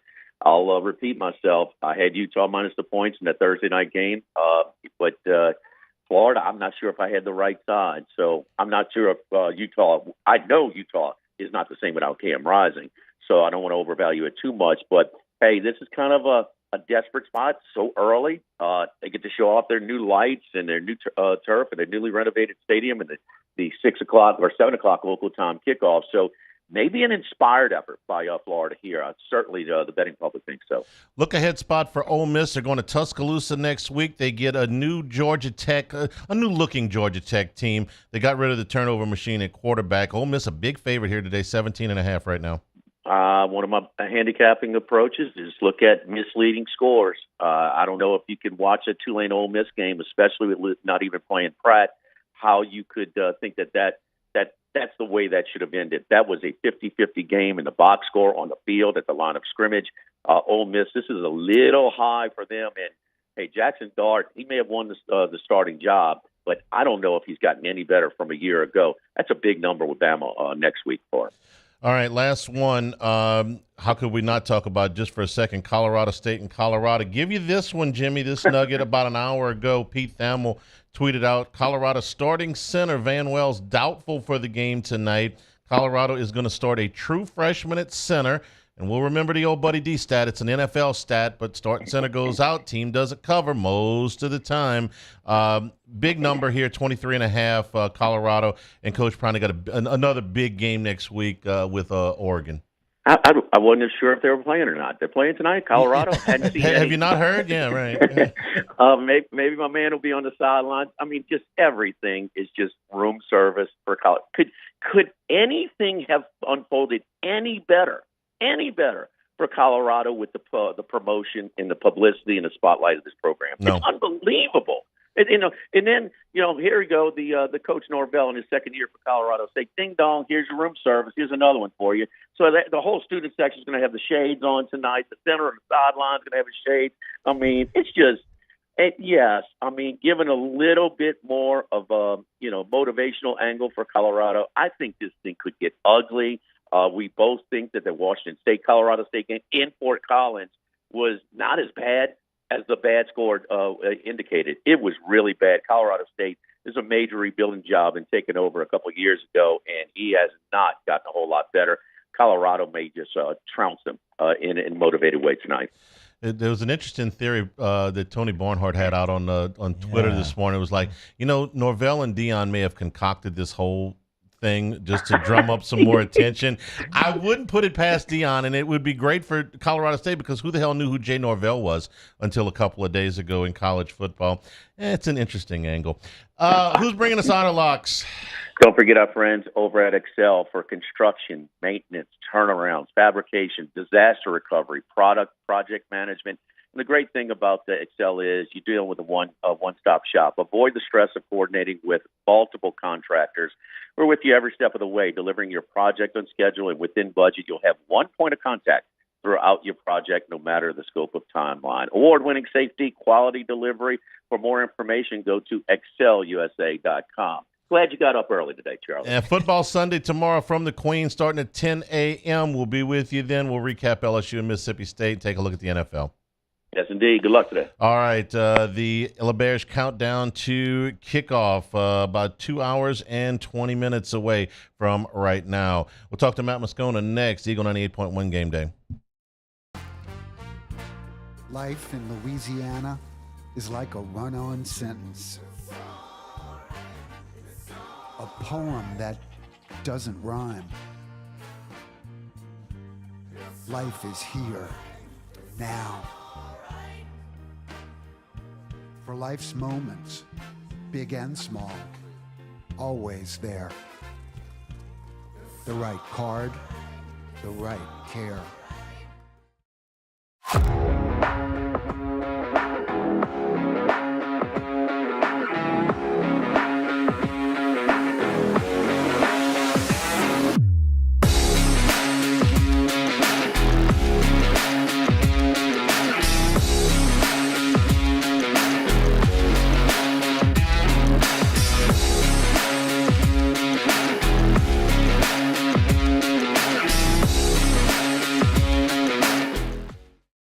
Dylan Cruz here to tell you about Six Rings Baseball and Softball Camp. If you live on the North Shore and play ball, go to Six Rings Camps with former LSU assistant coach Dan Canaveri. His knowledge is second to none, and your child will improve and have fun doing it. Camps were held at Coquille Park and Six Rings Academy in Covington with 4 sessions over the summer. Full day and morning only sessions are available from ages 7 to 13. Go to sixringsbaseball.com or call 985-206-9096.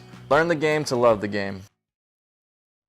Scooncha, fall in the air. Fall is right around the corner, which means fall fishing is, which means it's time for you to take your boat to the next level with front-to-back boat service in a bunch of different ways. You want a custom stair job, you can have a ton of fun out there on the water. They can do that. What about a spot lock trolling motor? So you stay right where you need to in casting lines. Or sonar that's let you see the fish under the water before you cast. All of your maintenance needs as well. For 38 years, they've been at it and will continue to do so. The Sherman family of front-to-back boat service. Gulf Coast Office Products is a nationally recognized Savin office equipment dealer based right here in Louisiana. Over 100 employees strong, Gulf Coast has the boots on the ground to support all vertical markets, from education, engineering, legal, and finance. With the latest in office technology, from desktop to production segment units, Gulf Coast and Savin have the perfect fit for you. Call 225-756-2644. That's 756-2644 for Gulf Coast Office Products. I've been doing business with Luba for 25 years. They're dependable, trustworthy. It's just the attention to detail with our clients. Our folks have years and years of experience. They're highly trained professionals. But many companies have that asset. What I'd like to think makes Luba a bit different is that we use those talents in a way that truly is dedicated. 98.1. Eagle 98.1 Game Day. After further review on Game Day, presented by the Grove Recovery Center. The Grove Recovery Center. Recovery designed for you. After further review is heard weekday afternoons from 3 to 6 on 104.5 ESPN Baton Rouge. Now from AFR, here's Matt Moscona. LeBear's countdown to kickoff, 2 hours and about 12 minutes from right now. Matt, good morning. Hey, guys. Good morning. Okay, Mississippi State has revamped the offense, running the football much more than they did under Mike Leach. LSU, problems against the run in the second half against Florida State, problems against scrambling in the first half against the run. However, Will Rogers, the quarterback, has thrown for right about 11,000 yards in his career, so a chance to attack what has been a suspect LSU secondary so far. What say you about how Mississippi State comes out offensively today? I think you are what you do. And what they are, Hanny, in an overtime game last week against Arizona, is they are a running football team. They got a great running back in Woody Marks, who is, I mean, they brought him to SEC Media Days. We had a chance to interview him. He is, I mean, I hesitate to say as talented a back as there is in the SEC, because I think Quinshon Judkins is the best back in the league. But he's a really good one, and I think what you're going to see is a game plan that very much reminisces what LSU fans saw for a long time with Les Miles. You're going to lead with the run, you're going to throw when you have to, usually conservative passes, and you're going to try to play defense and win close games. The defensive adjustments for LSU from week 1 to week 2, and now from week 2 to week 3, and they're likely to be without Omar Spates today. What did you see when you went back and looked at it again as far as the defensive breakdowns that they had in the first half last week? I think most of it's the inability to tackle. And I think that was honestly, Hanny, the same thing with week 1, and that's the most concerning part, which is not because, I mean, obviously you could tackle better, but think about week 1, how many times Keon Coleman or whoever made plays with an LSU defensive back right there. If it was the Major Burns touchdown right in the end zone, Deuce Chestnut on Keon Coleman making the catch over his head. Last week, the touchdown that Denver Harris gave up, he was there. But my goodness, there's so many times, the first touchdown that Florida State scored where 2 LSU defensive backs, Andre Sam and Zay Alexander, had a chance to tackle him in the open field in the middle of the field, both missed. Like, the encouraging part is that you're not having missed assignments. Like, you have guys that are there. The discouraging part is they're there and still giving up the plays, which means your guys generally aren't as good as the guy the athlete making the play in space. So that, I think, was the prime culprit last week early, was the inability to tackle and make plays in space. Well, everybody in this league has athletes. So better figure out how to break down, man. I'm not a coach. I'm not going to go teach guys how to tackle or break down a coverage or anything like that, man. But my goodness, there's part of this that feels really easy, which is play the ball and tackle better. And if you do that, you'll make a few plays defensively. How do you feel about the LSU run game? They made some personnel changes both in the backfield and on the offensive line against Grambling last week. They ran up a ton of yards, but again, that's not a Southeastern Conference game. How do you feel about the LSU run game? I feel really good that Jeffrey Simmons and Chris Jones and Montez Sweat aren't on this team. There was a time when Mississippi State was really good on the defensive front. I don't think those guys are playing today. So, I mean, I think, Hanny, most of the times we talk this year, I'm probably going to keep saying this, but I think we are going to look back as the season continues to go along and realize Florida State is the best team LSU played all year. And when you look at Fabian Lovett and Braden Fisk and those guys in the middle, they made it very hard on an LSU team that didn't have their best runner, who's Logan Diggs. We saw last week, I get it was Grambling, but you could just look and see that it's different with Logan Diggs. That's why we said whenever he committed, he was immediately the most talented back on the team, which he is. So I like that, and I don't know how, I'm sure y'all talked about it today, but I love putting Lance Hurd in as a run blocker. He is a gigantic human, and he mauls people. Will you probably lose some in pass coverage initially? Yes. But you will make up for it in the physicality at the line of scrimmage. I think LSU needs that. Whiskey and wine, early start today, right? Yeah, as soon as the game goes final, and Don Juan is opening up at 11, so if anybody wants to go watch the game there, certainly welcome to do that at Don Juan in Town Center. All right, have a good call. We'll talk to you next week. Okay, guys, see you. And we'll take our final break here. LeBear's countdown to kickoff is a little over 2 hours and 5 minutes. This is Eagle 98.1 Game Day.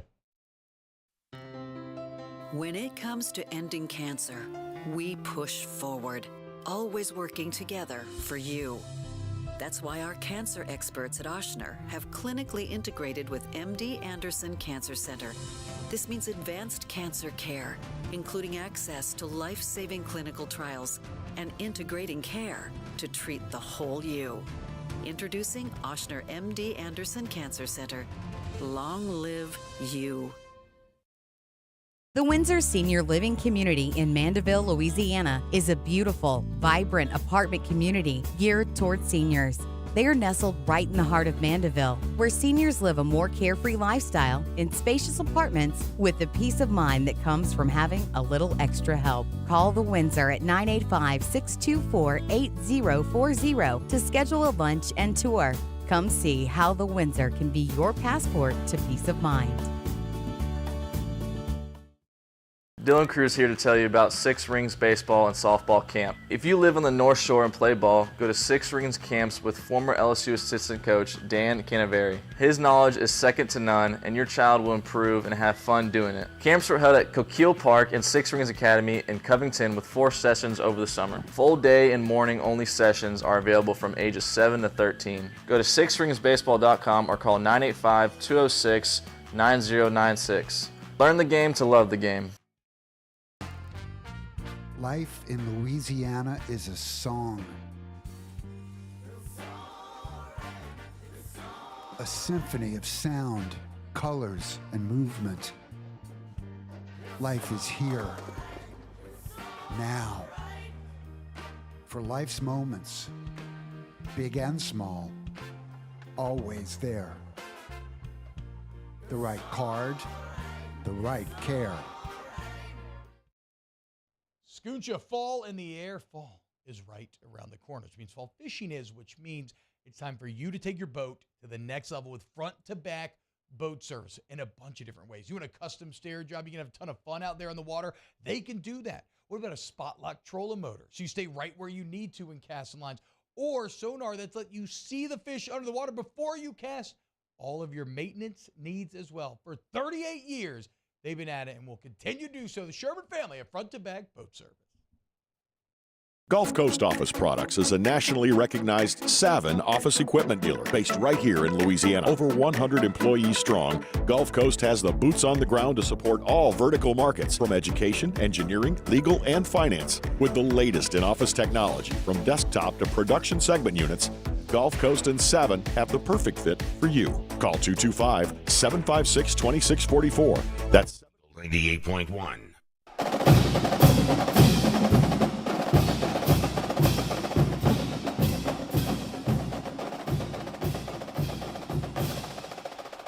Eagle 98.1 Game Day. About to hand it over to Network Pregame. All right, here's the deal. LSU probably across the board has better personnel than Mississippi State, but this is no guaranteed win. Best case scenario for LSU is they get out and they get the new running game established. They're able to take some shots, and most importantly, that they get a lead that makes it a little bit more difficult for Mississippi State to establish their pace.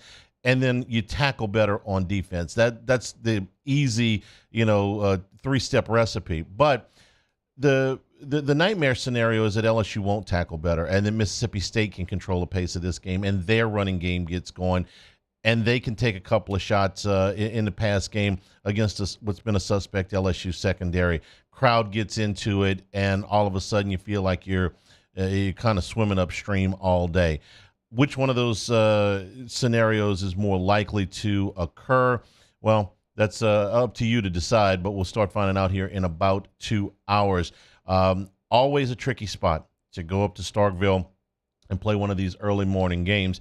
LSU would benefit greatly from a hot start and take the crowd out of the game. We'll be back 90 minutes after the end of LSU and Mississippi State. We'll be at Rouse's on Lee Drive at Burbank. Myself, Richard Dixon, will be taking your phone calls for an extended post game as we'll get into the late afternoon and into the early window. From all of us here at the Flagship, I'm Charles Henniger saying thank you and have a pleasant good morning. This has been Eagle 98.1 Game Day.